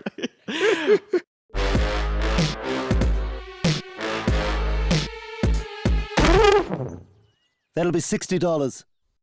Samoa Joe, he's been here for 4 years and he hasn't been at WrestleMania. I'll tell you what's happening. Joe started in WWE down in NXT May 2015, staying there until January 30, 2017, where he debuted on Raw. Despite being great as Triple H's hired goon, he didn't figure into WrestleMania 33 and he just reappeared the next night on Raw to continue his feud with Rollins. So wait, it was a goon? He was a goon. Hired goon. The following year, he injured his right foot wrestling Rhino, which had him out until the Raw after WrestleMania again. So in 2019, we finally get Samoa Joe at WrestleMania. Oh, thanks for clarifying that. Sort of. I was going to say, and he gets a blinder, doesn't he? WrestleMania match of the God. Big test boot to kick off. 619, block getting a bulldog spike. Cocaine clutch. Check the arm. Fuck me. That's it. 61 seconds. Had a wherewithal to stop this thing right now. And the referee checking on Mysterio. There it is. Rey Mysterio passes out. Yeah, I was very happy that Joe looked super strong, dominant, happy for Rey getting a payday. Booker noted, he'd never miss a Mania payday. I was like, but sad as both are excellent wrestlers, we get gypped out of a great match. Vince was like, something needs to be cut. And it's like, this match had to be cut? Not any of the other 15 matches on this card? Oh, fuck. I really want to see this, man. No, you can't cut out. No. 25 minutes. Oh, I know what you were going to say. The Iconics. Cut that bit out, Jake. Yeah. But the reports were that Rey Mysterio was injured, which is just what Rey Mysterio calls Monday. Bless him. I think Lieutenant Dan and Forrest Gump had better fucking set of legs than him. But people go, yeah, but Rey can always have a good match. Like I said, this is the last 10 years of him reports, he's injured, and then having, amazing matches with Jericho and Punk, everybody else on the roster. But I'm happy that they didn't make this Andrade Rey, because I was loving, they've had amazing matches on SmackDown in the last few weeks and months. But if Rey was injured and they had to have a squash match, I'm glad this is the way it happened, because you have to have variety in a show, and there was nothing that they could do to follow Kingston Bryan. Yeah, if Rey's hurt, then this is the best possible way to do it. It's just a shame that I was actually looking forward to this match because it could have been really good. Would have been better if maybe... No, you know what? It's nice to see Joe get his payday, Rey get his payday. Nice and short. Joe gets to go over. Yeah, happy days. Why not? All right. The good news is I'm in remission, y'all.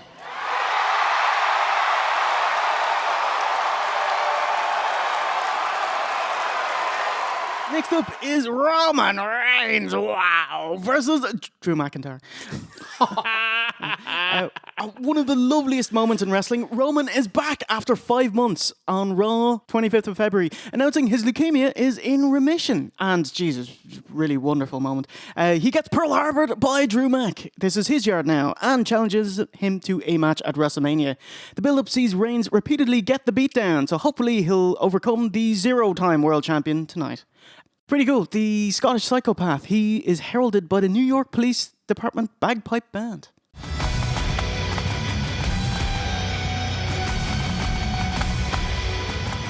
Just want to say, I thought that Roman was going to come out here and the crowd was just going to pop and get mental for him and like, yay!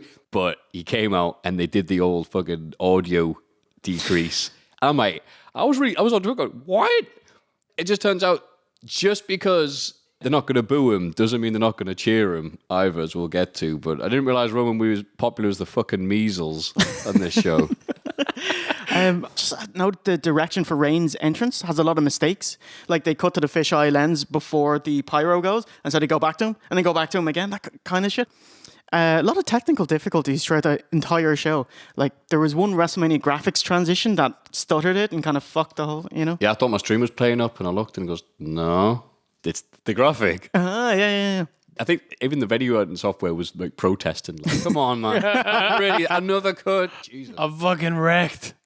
The big dog kicks off with a big dog. Out on the apron, the Romanian dodges a headbutt. Hits a big dog. Jumps up and connects with a big dog. Stop. Graves is halted by Cole, who punches up his glasses and corrects his nomenclature, saying McIntyre didn't say he was going to eliminate Reigns, but exterminate him. Yeah. Silence. You piece of shit. Drew McIntyre wanted to take their spots in WWE, and that's what he has the opportunity to do. Can I correct you on something? You used the word eliminate. I believe the word was exterminate is what Drew McIntyre wants to do. Again, watch the impact. What was the point in that? You pedantic, condescending prick. You were trying to get yourself over? Like, I actually saw red for the next 2 minutes. I was so angry at Michael Cole. Like, holy shit, what a cunt. The crowd started booing Cole because they heard that. Because he was romance-splaining him. I'm sorry. Yeah, that was great. Inverted Alabama Slam by Drew, but it can't get the job done. You should have said no. A real whoa. No. Whoa. Whoa. Core strength by McIntyre presses up and grabs Reigns' ears and pulls him off the turnbuckle. Tremendous core strength. Really like it. The crowd pipe up, but it's not for this match. What is going on here? Actually, there's a Mexican wave going around the arena, and when one section doesn't continue it and breaks it, they start booing that. I just thought they were booing Roman again. It was such a weirdly timed thing. Like started booing like an Irish whip.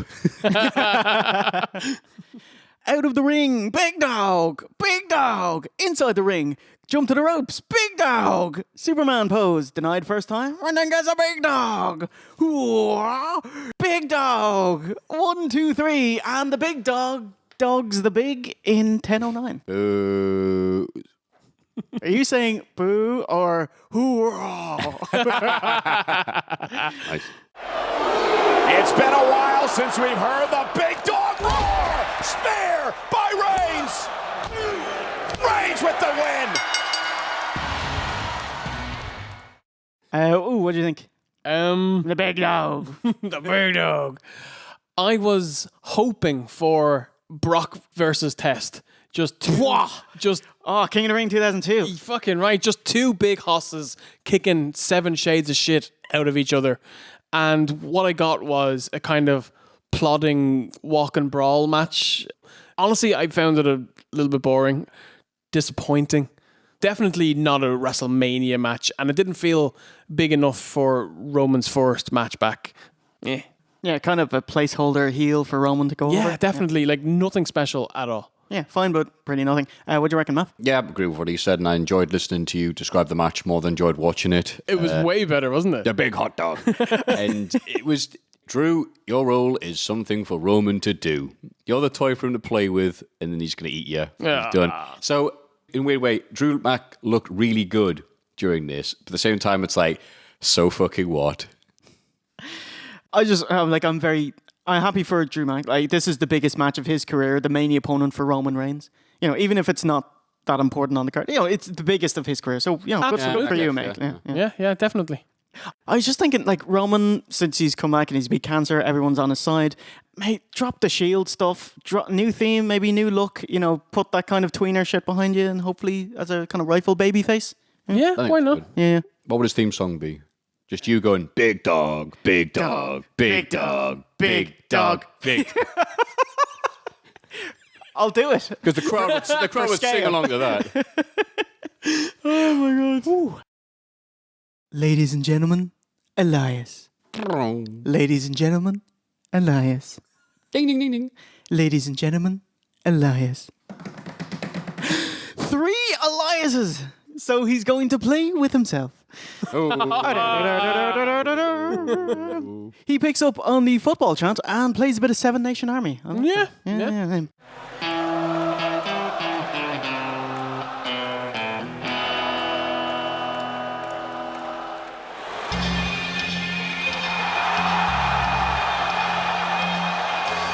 Ooh, the return of Word Life John Cena. Basic thugonomics. It's like, if you didn't know that he used to do this. Right. He was just, your granddad comes out. Like he's a hiffin' and a hoffin' with the biffin' and the boffin'. And he goes out the fire. Me, Brock Lesnar. Here comes the pain. God built me strong. Forget to give me brain. You hop around all day like there's potatoes in your crack. That's a nice tattoo of your mother on your back. I'm a bad man, my style like a pit bull bit you. And you ain't even half a dog, you just a little piece of shih tzu. We get the return of the Photoshop promo. Was it on a boot? With a goot. Nice reference to the Bad Man when it's his song. Actually, his music video has Gary Coleman in it. It's great. It's like an 18 thing. I'll destroy the 80s forever! Yeah! What you talking about, Gary? And that the AA used to be called the FU. And he gives Elias an FU. Isn't that nice? Which Michael Cole just, is now called the AA. You joyless He's prick. such a dry shite, isn't he? But you know that's someone in the back shouting is, well, I hope so. Yeah, hopefully. Yeah. Oh, who was it? Who was that guy that had the tuxedo jorts? Oh, Pat McAfee. Yeah. Yeah, I love him. He's so cool. But apparently, like, he showed up with the tuxedo jorts and Cole tore him a new one. And he said, right, I quit. I'm out of here. And he started packing and someone said, oh, what are you doing? Where are you going? And he's like, no, fuck him. I'm out of here. Because he shouted at him in front of everyone. And just add to this, they had the 5-hour setup for the WrestleMania watch-along, which he presents. So it's like, all right, bye. And the guy's like, what? You're the star of this. This interview that Pat McAfee did on his own podcast. So, yeah, and then Michael Cole apparently came back and was like, oh, I checked with Vince. Because it was oh, fuck me. Who was LeBron. Yeah. LeBron who had the look he was going for. And Vince said words effective. Yeah, I know. I'm hip. So I was like, oh, sorry. Yeah, Pat, you can keep it. Yeah. He is hip. Splicey to that one promo on ECW. What's up, Holmes? Peace out.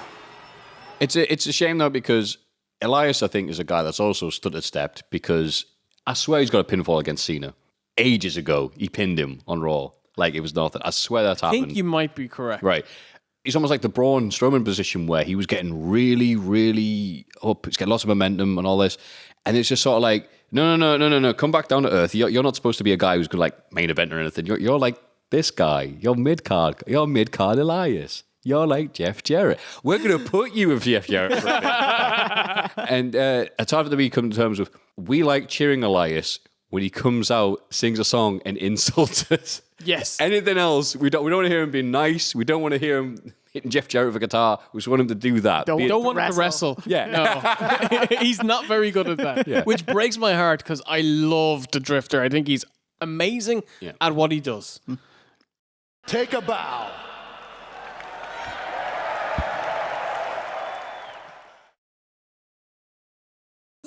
Give me what I want! What I really want. You're gonna give me what I want! I am not giving you a thing! That's not what I want! I've been asking for it for years! I wanna. I want you at WrestleMania! Next up is Jubilee versus Batista. It's Drax versus the Chaperone. The Guardian of the Galaxy versus the Master of the WWE Universe. Nice. Batista, tell us what you want, what you really, really want. I want a match with Dolph Ziggler. Geez, Big Dave's been wanting this match, his retirement match with Triple H at WrestleMania for years now. He's been poking, seeing what's going on, and he finally gets it tonight. I guess Vince finally heard about Marvel superstar Batista, about the star in Avengers Endgame, one of the biggest films of all time. When this comes out, it'll already gross $2 billion. You're like, he's a megastar. Yeah. His people are completely literal. Metaphors are gonna go over his head. Nothing goes over my head. My reflexes are too fast. I would catch it.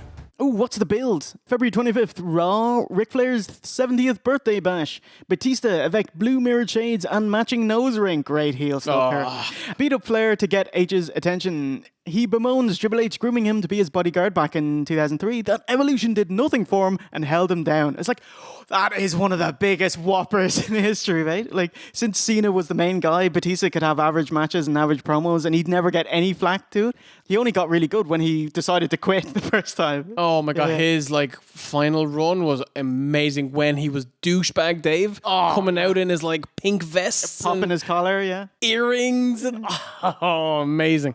And the second time he quit with the Queen's Wave, all great stuff here. And I like the build up where it's like Triple H says, "I'll give you a match, Dave, but it'll be no holds barred," and Dave's like, "Oh, that's great because I've like pretty much forgotten all my wrestling. I've been doing stuff that actually really benefits me because if you put me in a headlock, I'd be fucked." So thanks, Ripper. Yes, Batista says he left WWE to get away from Triple H. Lol. He's going, but wants to take Triple H's career with him. So, Big Dave, he's retiring regardless of the outcome of this match, and Triple H, maybe he'll retire if he loses this match. Bollocks. Oh, a side note, I just want to congratulate Big Dave on his film career choices. Like, not just Guardians of the Galaxy, but he also did the Blade Runner sequel, James Bond, Spectre. It's the best thing about that film. I really enjoyed Man with the Iron Fist. I like that film. And of course, Wrong Side of Town with RVD. Yeah. This is...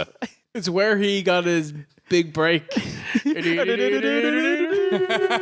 Oh, man, fuck it. It's only the game, so we'll have a real good fight. Oh man, RVD, him in that film, it's just RVD. That was his movie. His vehicle, his launching platform. He comes in his ponytail and his jorts and he beats up some knackers in a bar. It's like, and Big Dave was only on set for 2 days and they put him on the cover. I was like, poor RVD. But yeah, the right choice. That's not the one with Kurt Angle, is it? No, that's Endgame with Jenna Maraska. Wait, Endgame? Avengers? That has to be a troll. We can do a show once where we're going to be like, OSW reviews Endgame, and they get there and you play that movie. Funnily enough, Batty is here at WrestleMania to promote Stuber, his action comedy. Yeah. David Batty. Yeah. Oh my God. Batty gets an Escalade bodyguard entrance. Very heel move. Guardians of the Independence scene. Almost falls over getting into the ring, but he does it again. So seamless in the edit. But see you in Botchamania 384. Thanks, guys. Which would have been out a long time by the time this is over. Yeah, it's true. You can, by the time this comes out, it'll be taken off YouTube.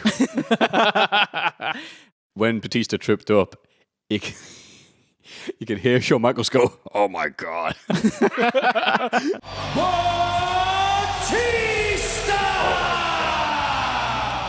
Phil running this fucking nose. Batty stares down guest commentator HBK and then Triple H's mom and dad, and you can see where Triple H gets his nose from. Triple H has his Mad Max entrance. He loves vehicles. Or as someone else pointed out, it's less Mad Max and more Twisted Metal on PlayStation 1. Oh, no, I thought I was going to say I forget again. Sorry, whoever said this. Dad Max. He loves vehicles. He had the DX Army Jeep at the Hall of Fame. I thought he kind of looked like something out of Wacky Races. Yeah, Wacky Racist? Yeah. No, Hogan was on earlier. I looked it up. It was like a cross between the Creepy Coupe and the Arkansas Chuckabug. Oh. Nice. Last year he also came out on a vehicle. He came out on his tricycle.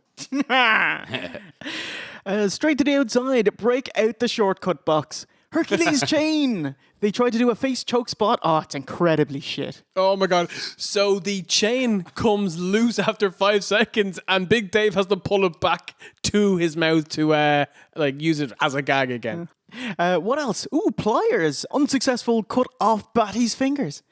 Oh, I was hoping they'd do the bottom spot with the pliers in the nose.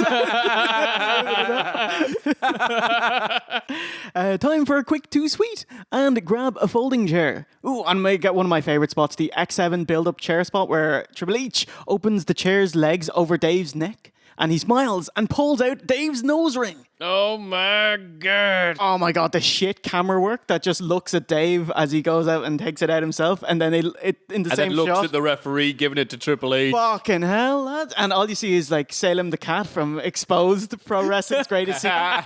And what you didn't know is that there's a second nose ring. It's a stunt nose ring. And the smelly marks don't know any better. Damn. What did you guys think of Dave's big comedy selling of this spot? So, I loved it. He just opens his eyes wide and he's like, it's fucking brilliant because this is meant to be violence and it goes completely past the mark straight into like slapstick. Yeah, like Mortal Kombat 3 kind of thing. Yeah. Oh, the Mortal Kombat Annihilation. Oh. Then the match just slows to a crawl and murders the crowd. During the outside schmoz, we got a good look at these weird little grey boxes attached to the barricade. They're for WWE in VR. So we get the 360-degree cameras. It's a bit of slicey. They work towards a big back body drop, but Batista doesn't break the English commentary desk. A big spear, and they break the German one. Each grabs his sledgehammer, very penisy. Sometimes a sledgehammer is just a sledgehammer.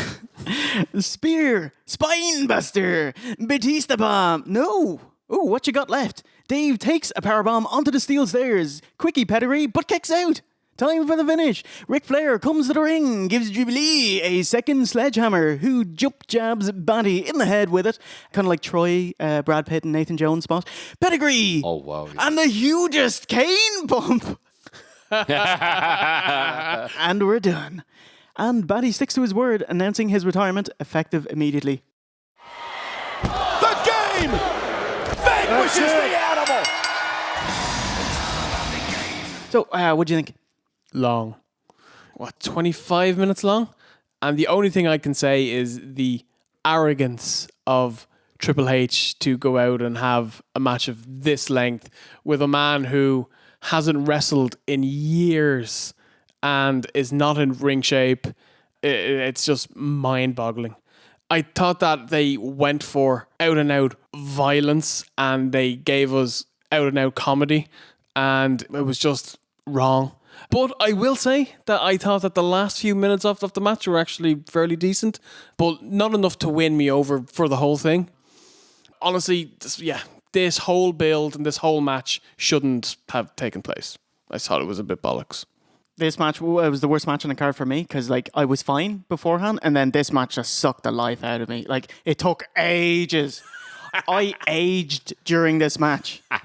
Holy shit. I was happy Batty got his closure, one last match, but damn, it wasn't good. Although I will say cool of him to have a low-key retirement match so he didn't take any shine away from the next match, which is Kurt Angle's retirement match. So, big thumbs up for that. It's weird. It was a bad match, but I have a thing for enjoying bad matches like this. So I'll be honest, this woke me up because I was just laughing throughout most of it. How ridiculous it was. It felt like Terry Funk versus Kevin Sullivan match, for an indie show or something, just straight away going for the gimmicks, not even an attempt.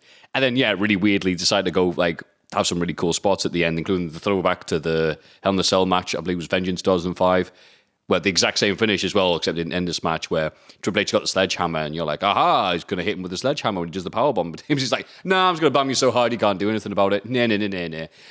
So that was nice to see. But overall, I was just too busy laughing at the nose ring, chains on the face, trying to break his arm with a screwdriver. It was. You could have scored it to the frying pan. Yeah. Got the umbrella. You've broken my leg. Oh God. You'll have to take me to the toilet. You see my knob. It worked on the level that it wasn't supposed to because I really enjoyed it for the wrong reasons. And I had a point, but all I can think about is bottom now. So let's just end on that. Got it. Match number 4 of the night. It's Bezo Corvo. 14. Yes. Is Jerry Lawler still commentating? Allegedly. Versus Kurt Angle. Are you ready for main event Baron Corbin? Well, you're not, but just imagine. I do feel bad for him. Like, the fans were fine with him having a tiffle on TV about who gets to be Raw General Manager, Kurt Angle or Bezo Corvo. But as soon as the match is announced, the IWC kind of rally and petition to get Corbin removed from his Dream Mania match because he's so shit. Can you imagine his self-esteem personally? You know, you're so shit, fans don't want you to wrestle someone they like. Holy shit. Poor guy. He's better in the ring than Elias. He also has some fun remarks, like news of Raw's lowest ratings in 20 years and Vince is showing up next week, and Corbin tweets out, I'm probably going to get a raise. I like it. Angle is put over as the only Olympic gold medalist. V1, can you give me a nerd voice, please? I'll have you know, Willem Marushka won 2 gold medals for judo. Who? That it? Yeah, that's it.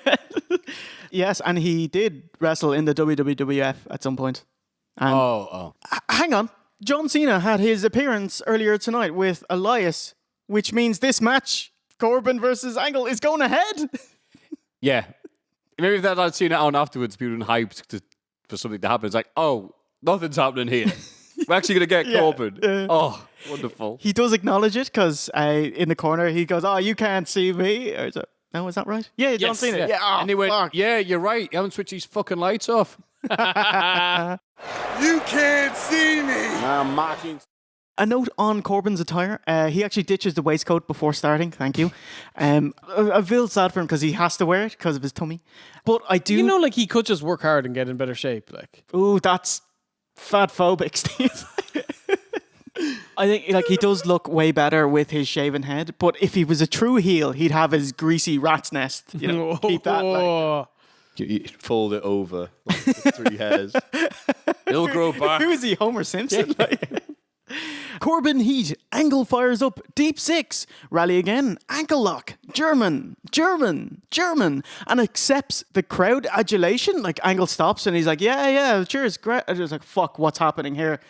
Kurt misses a moonsault, eats an end of days 1, 2, 3, and Barman Corbin retires Kurt Angle in a svelte 6 minutes.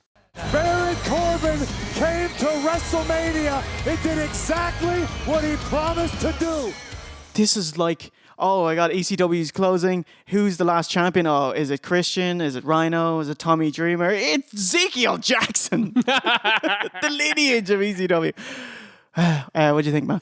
I was happy for Kurt Angle. All right, cool, I'm done, because fucking hell, it should be done a while ago. It's been sad, not even in a comical way, to watch him go out there and be old man Angle, but pretend, but not ain't what he used to be. Ain't what he used to be. Ain't what we used to be. Yeah, but him still come out like, no, I'm still the Olympic hero. Goes, you're not. Like Bruce Willis trying to pretend like he's a young up and comer and like, yeah. And he's looking like Danny DeVito. Right. So I think some comedian said, he's getting ready for Die Hard 6, natural causes. That was good. I was like, please, it's over. It's over. We've all loved you for so long. And I'm glad that there wasn't the Cena match because I didn't want to see him wrestle for anything longer than 6 minutes. Baron Corbin isn't... Think of a good wrestler.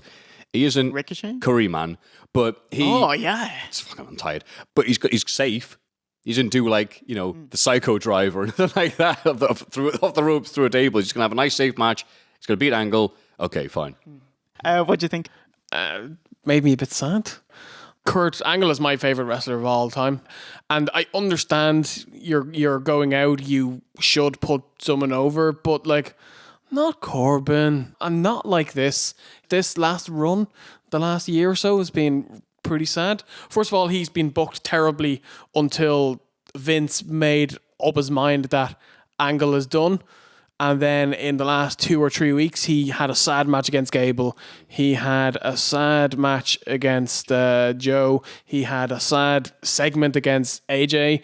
And then it got so sad that they cancelled his match against Rey. And then he came out here and he looked a bit better. But that's probably because he gave it everything that he had because he knew it was his last ever match. There's one time to have someone win and go out and walk out into the sunset. It's Kurt Angle here against Baron Corbin, and they just didn't do it. And this deflated me. I was like, after this, I was done. I was like, no, that's it. Angle asked for the song to be played and sing "You Suck." And yeah, I know, but we do get a lovely sign in the crowd. You never sucked. No, he didn't ever suck. He's maybe the greatest there's ever been in the ring. After Baron Corbin. After Barry Corbin, yeah. After a Hall of Fame career, Kurt Angle becomes immortal. Match number 15. It's Finn Balor versus Captain fucking New Japan. Who the fuck is that? That turned into Fatal Deviation. What the fuck is this? Tanahashi, Taguchi, Nakanishi, Captain fucking New Japan. Get the fuck out of here. Bobby Lashley's got beef. And cool snake green contacts. Which looked awesome. May I say, it's the most character development he's had since he started presenting on Raw a couple of months ago. And Finney, he's got Sean's WrestleMania 25 lift. Hasn't moved since last year, was in a triple threat for the IC belt, which Rollins won. So same kind of thing now. Finney opens with a yaw, and a yaw, and a running wah. 10 on 10, that's it. You can see it. You can shut your eyes and you can see it in your head. The guys know it's a piss break death spot before the main event, so fine. Tope Con Hero onto Lasher, then a sling blade, knock the VR camera, knock Leo. Bale in the ring, ooh, power bomb to the almighty. Kicks. Doing what he can to break down Bobby Lashley. What? He got it! Finn Balor! Big time coup de grace, 1, 2, 3, and Balor recaptures the IC belt. Didn't you just have it? And he lost it, and he got it back again. 4 minutes. It was over so fast, his body paint still perfect. Nice. Yeah, this was what it had to be. I guess the story as it was Balor can't beat Lashley, so the demon has to. Which Finn is the man fine. is a fucking loser, isn't he? It's so stupid. Why am I smiling? Fucking get over that. This makes sense if this is the end of the feud. But last year they did this with Baron Corbin at SummerSlam. And then Baron Corbin just beat him next week on Raw when he wasn't the knee. He was like, I'll just wait. Tap the temple. Smart like wrestler. Yeah. So Lashley's going to be, all right, Leo, I'm going to go away. Just message me when he's done. All right. So, yeah, he won the title back. Great. Amazing stuff. This was just here to be here. It was more focused on Leo Rush having something with him in the ring. What was it? He had some sort of cum rag with him. But, of course, it's Leo Rush, so it's a travel cum rag. In case you get the feeling on the road, you know. Snack size. Multi-pack, do not sell separately. I mean, it's a man-sized hornswoggle. Fuck, why am I ragging on him? That's not fair. Cut that out. So after Finn and Lasher, we had Alexa Bliss come out. She announced the attendance for the show. Then she says, and we have a surprise for you. A surprise. And she's like, for fuck's sake, come out. And then we had R-Truth and Carmella come out 7 hours deep into the show, and you can audibly hear 80,000 people groan and sigh and complain, why is this show not fucking over yet? Say one Graham Lardham at the back. Fucking hell. That's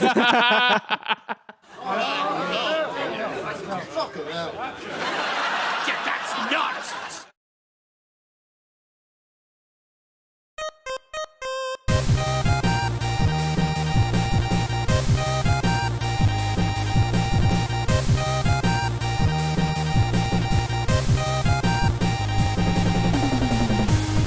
It's your main event. Thank you, Matthew. A triple threat for the Raw and SmackDown women's title. Not a unification, they're just both on the line. It's Ronda Rousey, the champion, versus Charlotte, the champion, versus Becky Lynch. Main event, Becky Lynch, a woman from Dublin. I think she was born in Limerick. We're co-opting that. Is headlining WrestleMania. So on this most Irish days, let it be known, Alison Danger is a divvy knacker. There's a promo from her and Shimmer, and it's like, what up, Alison Danger? Yeah, divvy knacker, yeah. Oh, boom. Top of the morning to you, Alison Danger, you divvy knacker. She's done so well. Holy shit. It's fucking amazing. Starting in NXT with her. So, the main event of WrestleMania for the first time ever has been a feud promoted on Twitter. Mostly Becky and Ronda sniping at each other. I say back and forth, but like Becky just murdered her. It was a massacre. Yeah. It was really... It was a murder. Yeah. Ronda she sounded quite rattled by it and went full Russo. It's like, oh, fuck this fake wrestling shit. I'm actually gonna hurt you. And Becky's, are you back from Russo land yet? It was like, chinny reckon. So what has the storyline on screen been? So, coming off of the Rumble, we had one of the hottest angles in WWE in years when it was just Becky face-to-face with Ronda. The crowd were fucking mental. Everyone was into this. And then, as the weeks went on, they brought in Charlotte and knee injuries, and Becky was taken out of the match because she had to apologize. Apologize. And then she refused to apologize. And then she finally did, but then just as Hunter and Steph were about to put her back into the match, Vince came out and he was like, you're banned again.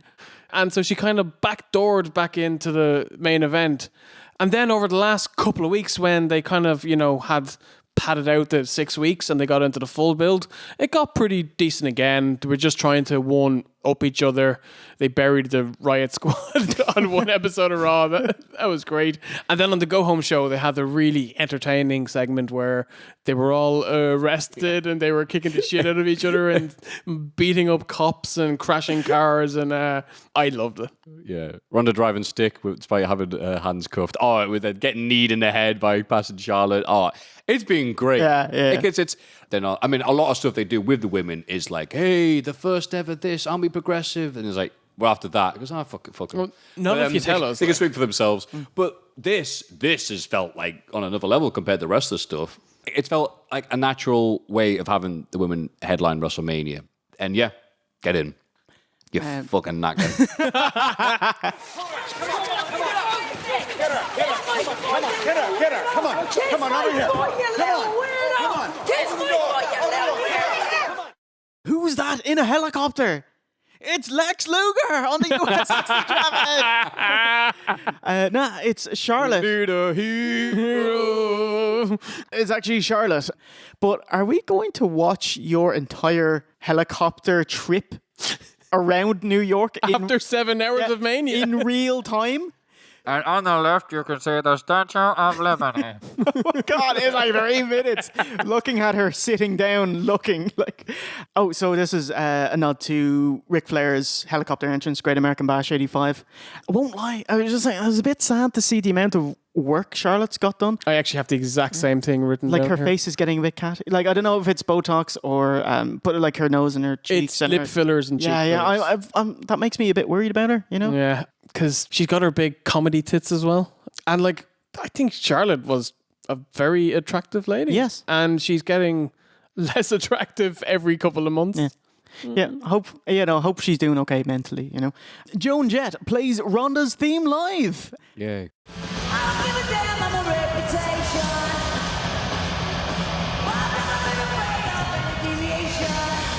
I wonder how expensive that was to license. Like, WWE don't really do licensed tracks. Okay, you got The Undertaker had Rollin' and Kid Rock and Edge with Matty Ringo. Mambo number 5. Cult of Personality. And that's about it. You know, everyone else gets CFOs, you know, in there. What about 40 seconds. I need a CFO. I love, Ronda coming to the ring. It's like her moody teen walk. Yeah. I love it. Love it. It's like Kevin out of Kevin and Perry. Like. Storming through his bedroom. Then Charlotte completes possibly the longest entrance of all time. She was just walking all this time. So there you go. Oh, and race car Becky struts out by her lonesome. No bells and whistles, unlike the other two, but wearing a black leather jacket with a yellow strip. Oh, it's cold out today. Pew pew. By the way, Becky's cane frizz at a 20%. Oh. Might come in handy in this match. In winner take all. This is the rightful main event of WrestleMania. You have the biggest kind of sports/entertainment crossover star in Ronda Rousey. You have Charlotte, who, she just got kind of handpicked to be in the main event. And you have Becky Lynch, who is the hottest act in all of wrestling right now. Fuck yeah, who kind of fought her way. She's the kind of crowd favorite. The reaction is what got her where she is today. Isn't it amazing that in 2019, after years of like kind of failed pushes and dropping the ball, WWE have gone with Kofi and Becky, haven't fucked it up, and it's worked. And they've caught lightning in a bottle twice. Fuck with yeah. the exact same storyline. Suzuki armbar to Flair, but Becky dropkicks Rousey, who splats awkwardly on the floor. Lots of throwing out to do spots. Exchange 1 booking. Baxter and Charlotte both drop to their knees and wait for Ronda to remember it's her spot. Charlie hits a freeze and shatter lethal combination into the turnbuckle, follows up with a moonsault, reversed into a disarmer, but Ronda scrambles to break it up. Flair chops to Ronda, who no-sells. You chop like a bitch. I love that. Fuck. And then she gets chopped in the fucking face. Oh, that was... It was awesome. She's begging for more. I chop like a bitch. You chop like Oh! And Ronda follows up with a botch. It's okay, we'll try it again. The wrestlers team up on Rousey with a triple double powerbomb.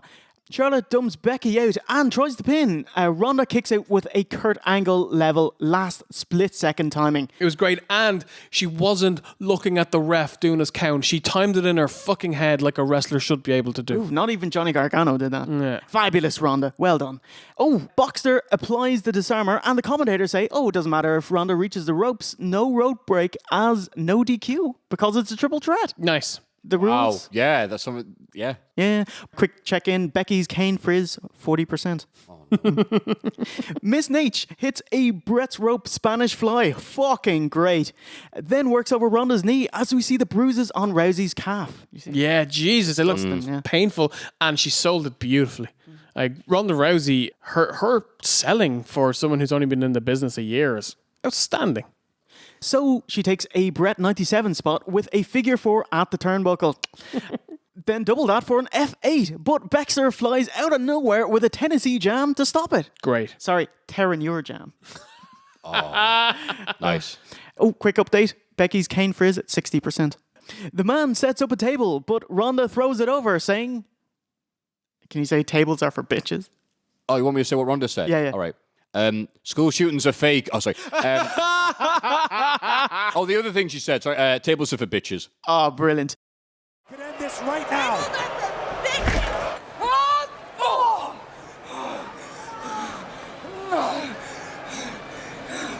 I just want. Did they turn up the rig mics? Because Becky's perched on the top turnbuckle. You can hear her like... Yeah, no, they did. They wanted everyone to be like, oh my God, the noise. But everyone, obviously to drown out the fact that it's like, give it up for the match. And people like... Oh yeah, by the way, we didn't mention how deathly silent the fans were for this match. The show ended at 12:30 American time. Yeah. Fuck, man. Which is a shame. Which is a huge shame. Michael Cole is hoarse-voiced. He can't talk.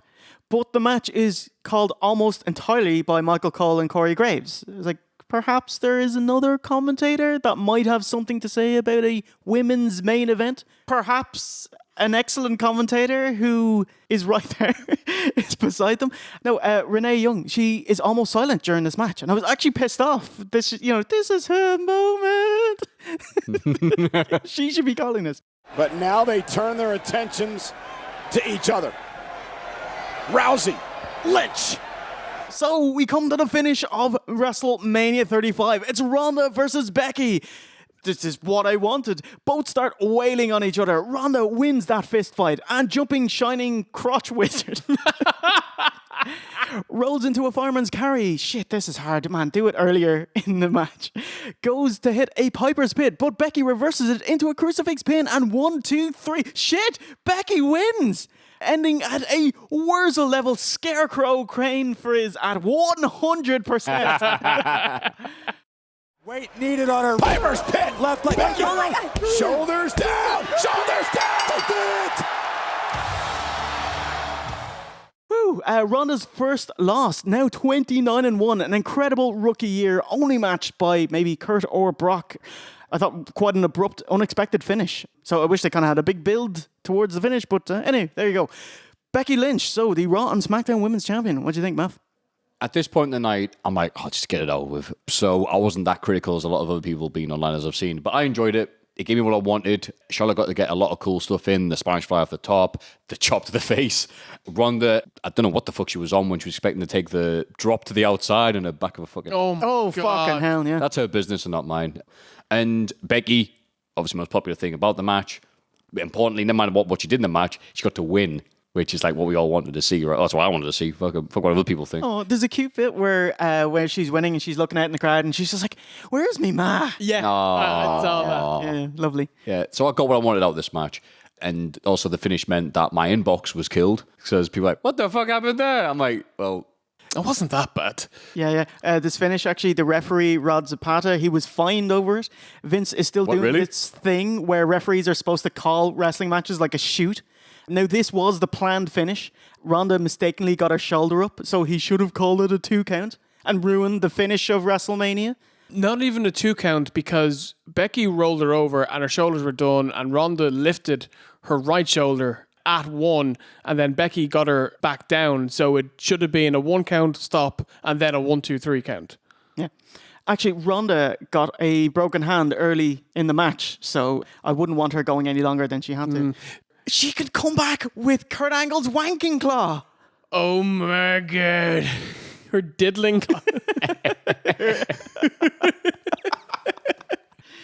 Oh, but Steve, it's time for Ronda Rousey's Jockswatch. Can she defeat Shane McMahon in his 24 times? Well, our reigning, defending Jockswatch champion of the world. No more. She got demolished by Shane McMahon. Only 4 times overall, which is her personal best / worst, depending on which way you look on it. So she adjusted her jocks once before the bell and 3 times during the match. So for 4 overall. Oh. So your winner at WrestleMania 35 with 24 is Shane O'Mac. Wow. Ronda Rousey, and now your watch has ended. Nice. Yeah. What'd you think, man? This was a good match. It was a decent match. Should they have held it in Central Bank, Steve? Yes. It would have been so much more over. Ronda played her part well. Like, I'm a big Ronda fan. I don't understand the hate that she gets as a wrestler. I understand the politics side of it, but that's not wrestling, you know? She can say the N-word all she wants. She's still main eventing. Charlotte was amazing in this match. I think Charlotte's an incredible wrestler. I think she's easily the best worker in the women's division. Even more than Asuka. I think she's a more complete worker when you factor in character and things like that. And I think Charlotte kind of held this match together. Becky, of course, is crazy over, but you wouldn't really know it by listening to the crowd because they were fucking shattered. There was a couple of botches. There was like Ronda went for like a step-up armbar on Charlotte and they crumpled to the ground, and then they went to do it again and they nearly fell, but Charlotte kind of held it. And then Charlotte went for like the double natural selection and kind of lost both their heads, and they still sold it. And the finish, but they're minor things. They didn't take away from my enjoyment of the match. I still really enjoyed it. It was the right main event. Yes, overall, very, very happy. Agree with you there. I was sadder that the crowd were absolutely dead and itching to get the fuck out, which is not the emotion you want at the big finish of WrestleMania to crown Becky Lynch, you know. I didn't think it was an amazing match, but it was still very good. And I was just really happy that Irish woman Becky wins the main event of WrestleMania, becoming the unified, it's actually not unified, becoming the Raw and SmackDown Women's Champion. I think going ahead that they'll just keep them separate, but she'll work both shows. And also, like I said, but Ronda's outfit, I don't expect to be crispy clean. I expect it to be look a bit weird because she's the MMA person. Yes. So I don't mind her when she's not hitting moves perfectly. I think, again, it actually this is coming from me as well. So I'm like, yeah, whatever.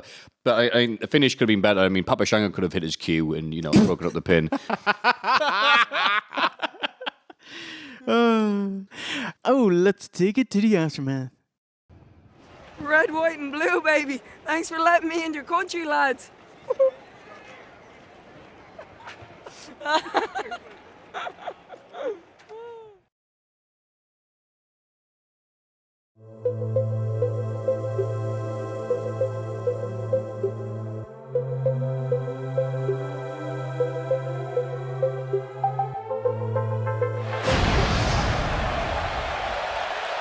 From Newcastle upon Tyne, England, Matthews. Welcome to the aftermath. Matt, what did you think of Seamless in the edit? What do you think of WrestleMania 35? I definitely put it above last year's WrestleMania because I was able to stay awake for this entire event and I didn't mess up a Lacey Evans joke once. Okay. Is that it? Yeah, okay. Yes, I think we've talked long enough about this book. It's only the Lord of the Bastard Rings now, so... I thought the show was very good overall. There were definite peaks and troughs, but at 7.5 hours long, when it was finished, I should have been elated. Like, not only is Becky Irish, but I know Becky, and I think she's fucking awesome. She's a sweetheart. She's worked so fucking hard for this since she was a teenager, but I wasn't over the moon because I was so fucking tired and I just wanted to sleep and I had a huge headache, and no wrestling show should leave you feeling like that. So the show could have had the 16 greatest matches in wrestling history, but at the end of the day, I just would have been so fucking tired. I think there's enough positives though. I'd say it's the best one of the modern era since WrestleMania 30. Yeah, I think that's fair. 7 hours, 25 minutes. The definition of quantity over quality. I also thought, like, apart from the post-match Kofi celebration and Becky, there's nothing to go nuts or, you know, crazy you mark out over. Unlike last year with Ronda and Triple H squaring up, and that whole match, you can mark out at so many different parts to it. Awesome. Like, I'm gonna beat up the little girl. Oh shit. You know, there's none of that. Well, I actually did this last year and I did it again this year. I have to recommend it. Watching WrestleMania in 2 sittings. Oh my god, it's so much better. It's weird because I'm fresh and happy to watch the matches, but the crowd are dead. You know, you can see that their energy is zapped by the end of it.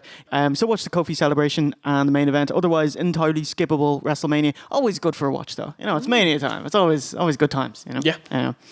I was wondering, why did WWE have so much talent on their books? Like, so that Cody Rhodes can't have them.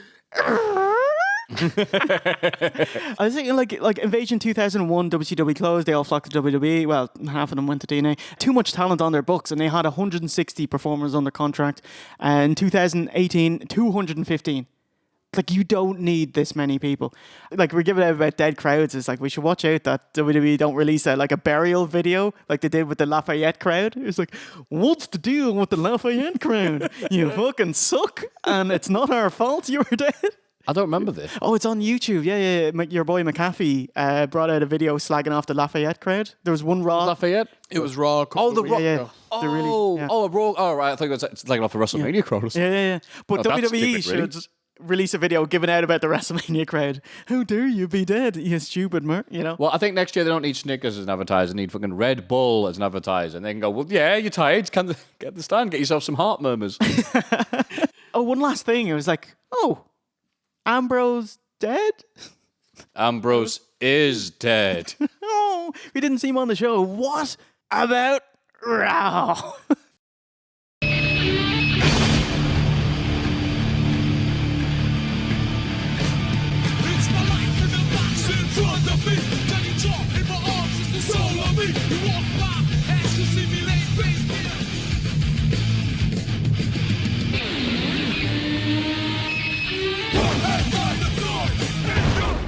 Raw After Mania, 1 quarter less viewers than this time last year. Oh my fuck! God, he was still sleeping. New Raw and SmackDown World Champions Seth Rollins and Kofi Kingston agree to a winner-take-all match for the main event tonight, where the BR calls a DQ bullshit finish because we don't want a winner to this match. Oh, what a load of bollocks! Like, what's the point in putting this match on? You know, we have 3 hours to fill, Steve. You literally had zero chance of having a finish, and I was just waiting for the fucked finish, be it DQ, count out, run in.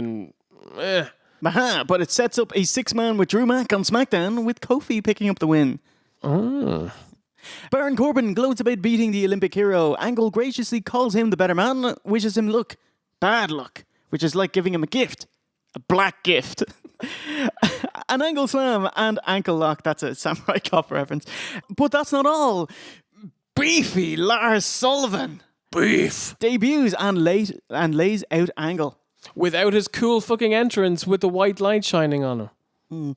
Ooh, Bayley tries to pull a sneaky one on WrestleMania host Miss Bliss, holding the ropes to defend from an Aloha Bliss. Alexa DDTs her for her troubles.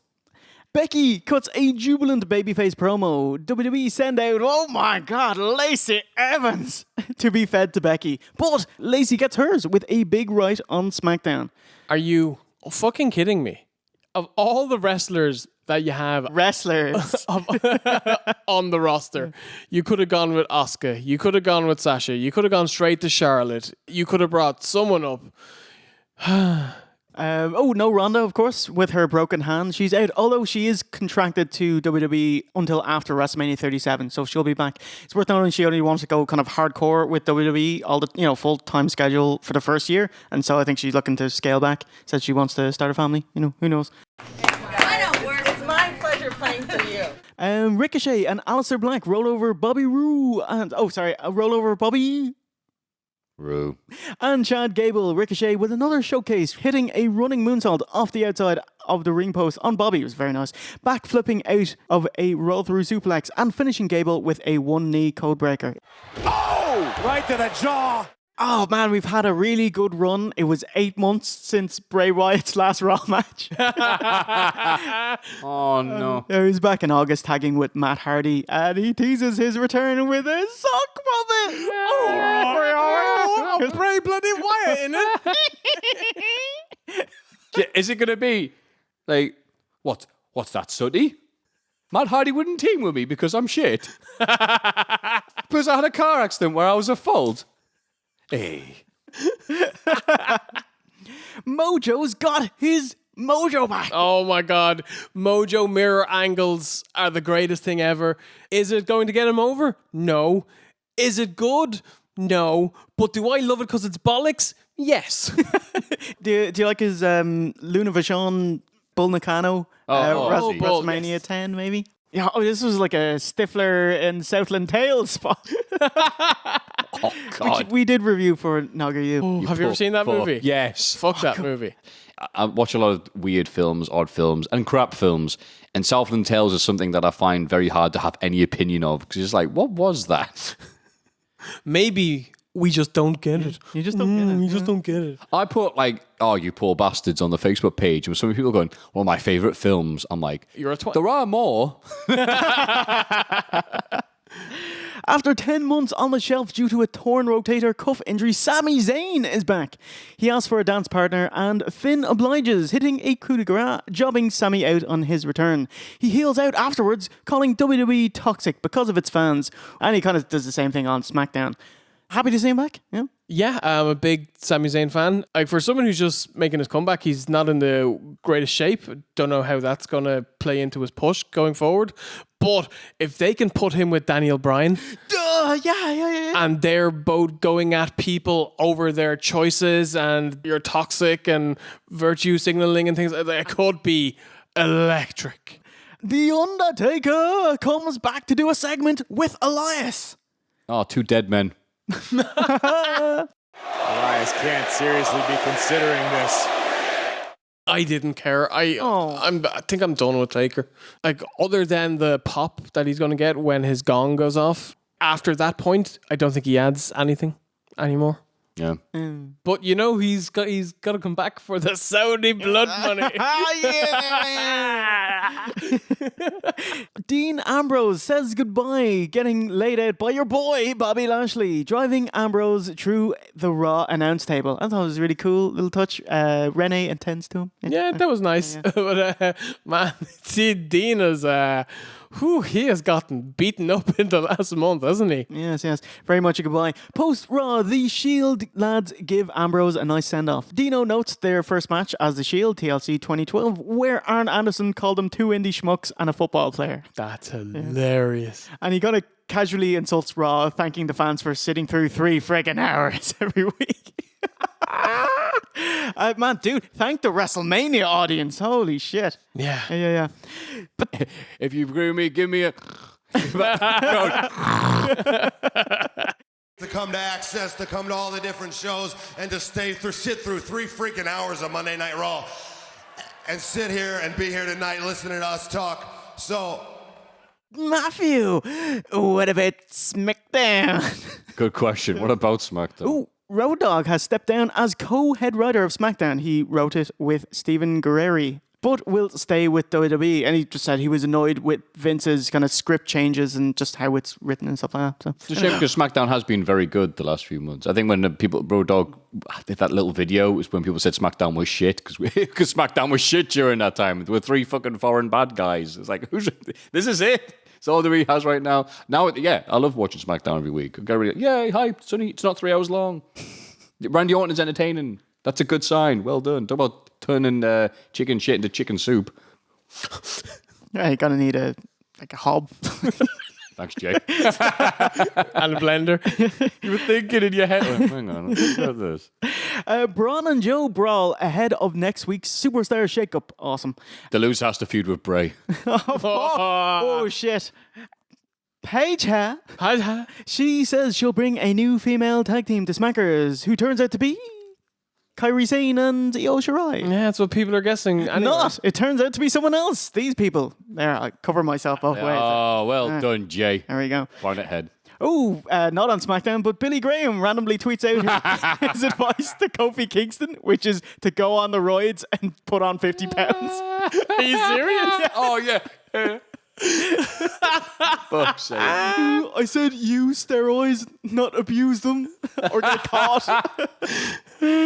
Oh, sad news. Big E will be out for a bit from a knee injury, torn meniscus. Fuck. Was this from doing the split? That's what everyone was guessing. By the way, how fucking impressive is that? Super. Well, it wasn't until he tore his fucking meniscus. I think I'll keep my splits unsplit. I have to mention, there's a picture of Big E doing his reps, and he's saying, "Oh, look at my chest." And in the comments, it's Randy Orton. And he's like, "Nice tits, bro." I love it as he vapes. Shano picks on reporter Greg Hamilton, whose name you've just learned is Greg Hamilton. And finally, the Hardy Boys kick Twist of Fate, Swanton Bomb, and become the new SmackDown Tag Team Champions. Swanton Bomb! Matt pushed for this so he wouldn't have to team up with a certain Wyatt family member who's coming back, who I've already said a joke about, so it just seems harsh at this point. And that does it for Raw and SmackDown. Oh, thank God. This was just a non-canon week where they're like, superstar shakeups. It really was. It was a bollocks week that you didn't have to watch. So we had Duff Band come, making this week a complete waste of time. Oh, yeah. So that does it for another massive honking WrestleMania review. Throbbing. Oh my God. Did you enjoy that one, Leon? Yes. It's nice to get it off your chest and have a moan every now and again. But, I think we put over most of the show. Matthew, man, fantastic to have you on board again. Oh, thank you very much for having me. I am basically the sat-nav for you lovely fellas through the wonderful world of modern WWE. We have to ask me questions like, so Matthew, why Why is it 7.5 hours? I very soon to go, I don't know, Jay. Oh my god, I watched SummerSlam 93 and it's like I watched the pre-show and it was like 3 hours 24 and it was still not half as long as WrestleMania. I think you do these deliberately so your other shows sparkle like gold. Modern WWE shite, yeah. Wouldn't it be great if it was like WrestleMania 11 ooh, next week at OSW. Oh, and you'll be getting all the Matthew you can take at Caesar's parking lot. Labor Day. They've got to have some of the Caesar's parking lot, right? Bucket. An elephant, a fucking camel. A fake Caesar. Cleopatra coming at you with a hatchet. Yes, Labor Day weekend. Starcast 2 at Caesar parking lot. Description below and on screen and all that good stuff. You can see Matthew and OC, V1 Sir, and Jay Hunter and Triple J. Hot Dog and Grandstand. Live in person. You can see us at our last show before we get banned from Starcast. It's OSW Uncensored. Yes, Caesar's Palace, Tuscany Suites and Casino. And Matthew, what's coming up on Botchamania, buddy? Same thing we do every night, Pinky. Some fat guy's going to fall over, and I'm going to put music over it. Steve, what is cracking on Twitch, buddy? I am playing Sekiro Shadows Die Twice. And unlike the cunts on the internet, I wish this game did have an easy mode because I'm not very good at it. You've only cheated yourself. And remember, you can watch all of our episodes. Fuck! Free of charge on my Max Flavored 43 full screen at OSWReview.com. And if you're feeling jaunty, spicy, spice boxy, it tastes great. Ooh, zaytoony, doner kebaby, Rick's Burgery. You can slip us. If you're not from Dublin, you know nothing. Some kind of Greg's pasties. Oh, I get it. We just opened up a where Greg's. I'm from. Yeah. Not the vegan ones, though, right? Are they any good? They're as good as the other Greg sausage rolls, which is like how drunk I am. You can slip us a couple of bucks. Watch some exclusive. What do we do? Things, stuff, ideas, feelings, colors. You can watch some exclusive feelings. Mostly spite. You can at nuggeryou.oswreview.com. What a pitch to give us $5. Holy shit. So it's a goodbye from Matthew. It's a goodbye from Jay. And I was really went with three people. I know, sorry, do you want to try it again? Yeah, it's always a goodbye from Matthew. It's a goodbye from him. Can you just go? What do you want me to say? Goodbye. Oh, sorry. I don't know. Because that's about going wise bit, but there's three of them. All right. Say it again. So it's a goodbye from Matthew. Goodbye. And V1. Take a fucking boo, lads. And myself, Jay Hunter. And remember, a winner is you.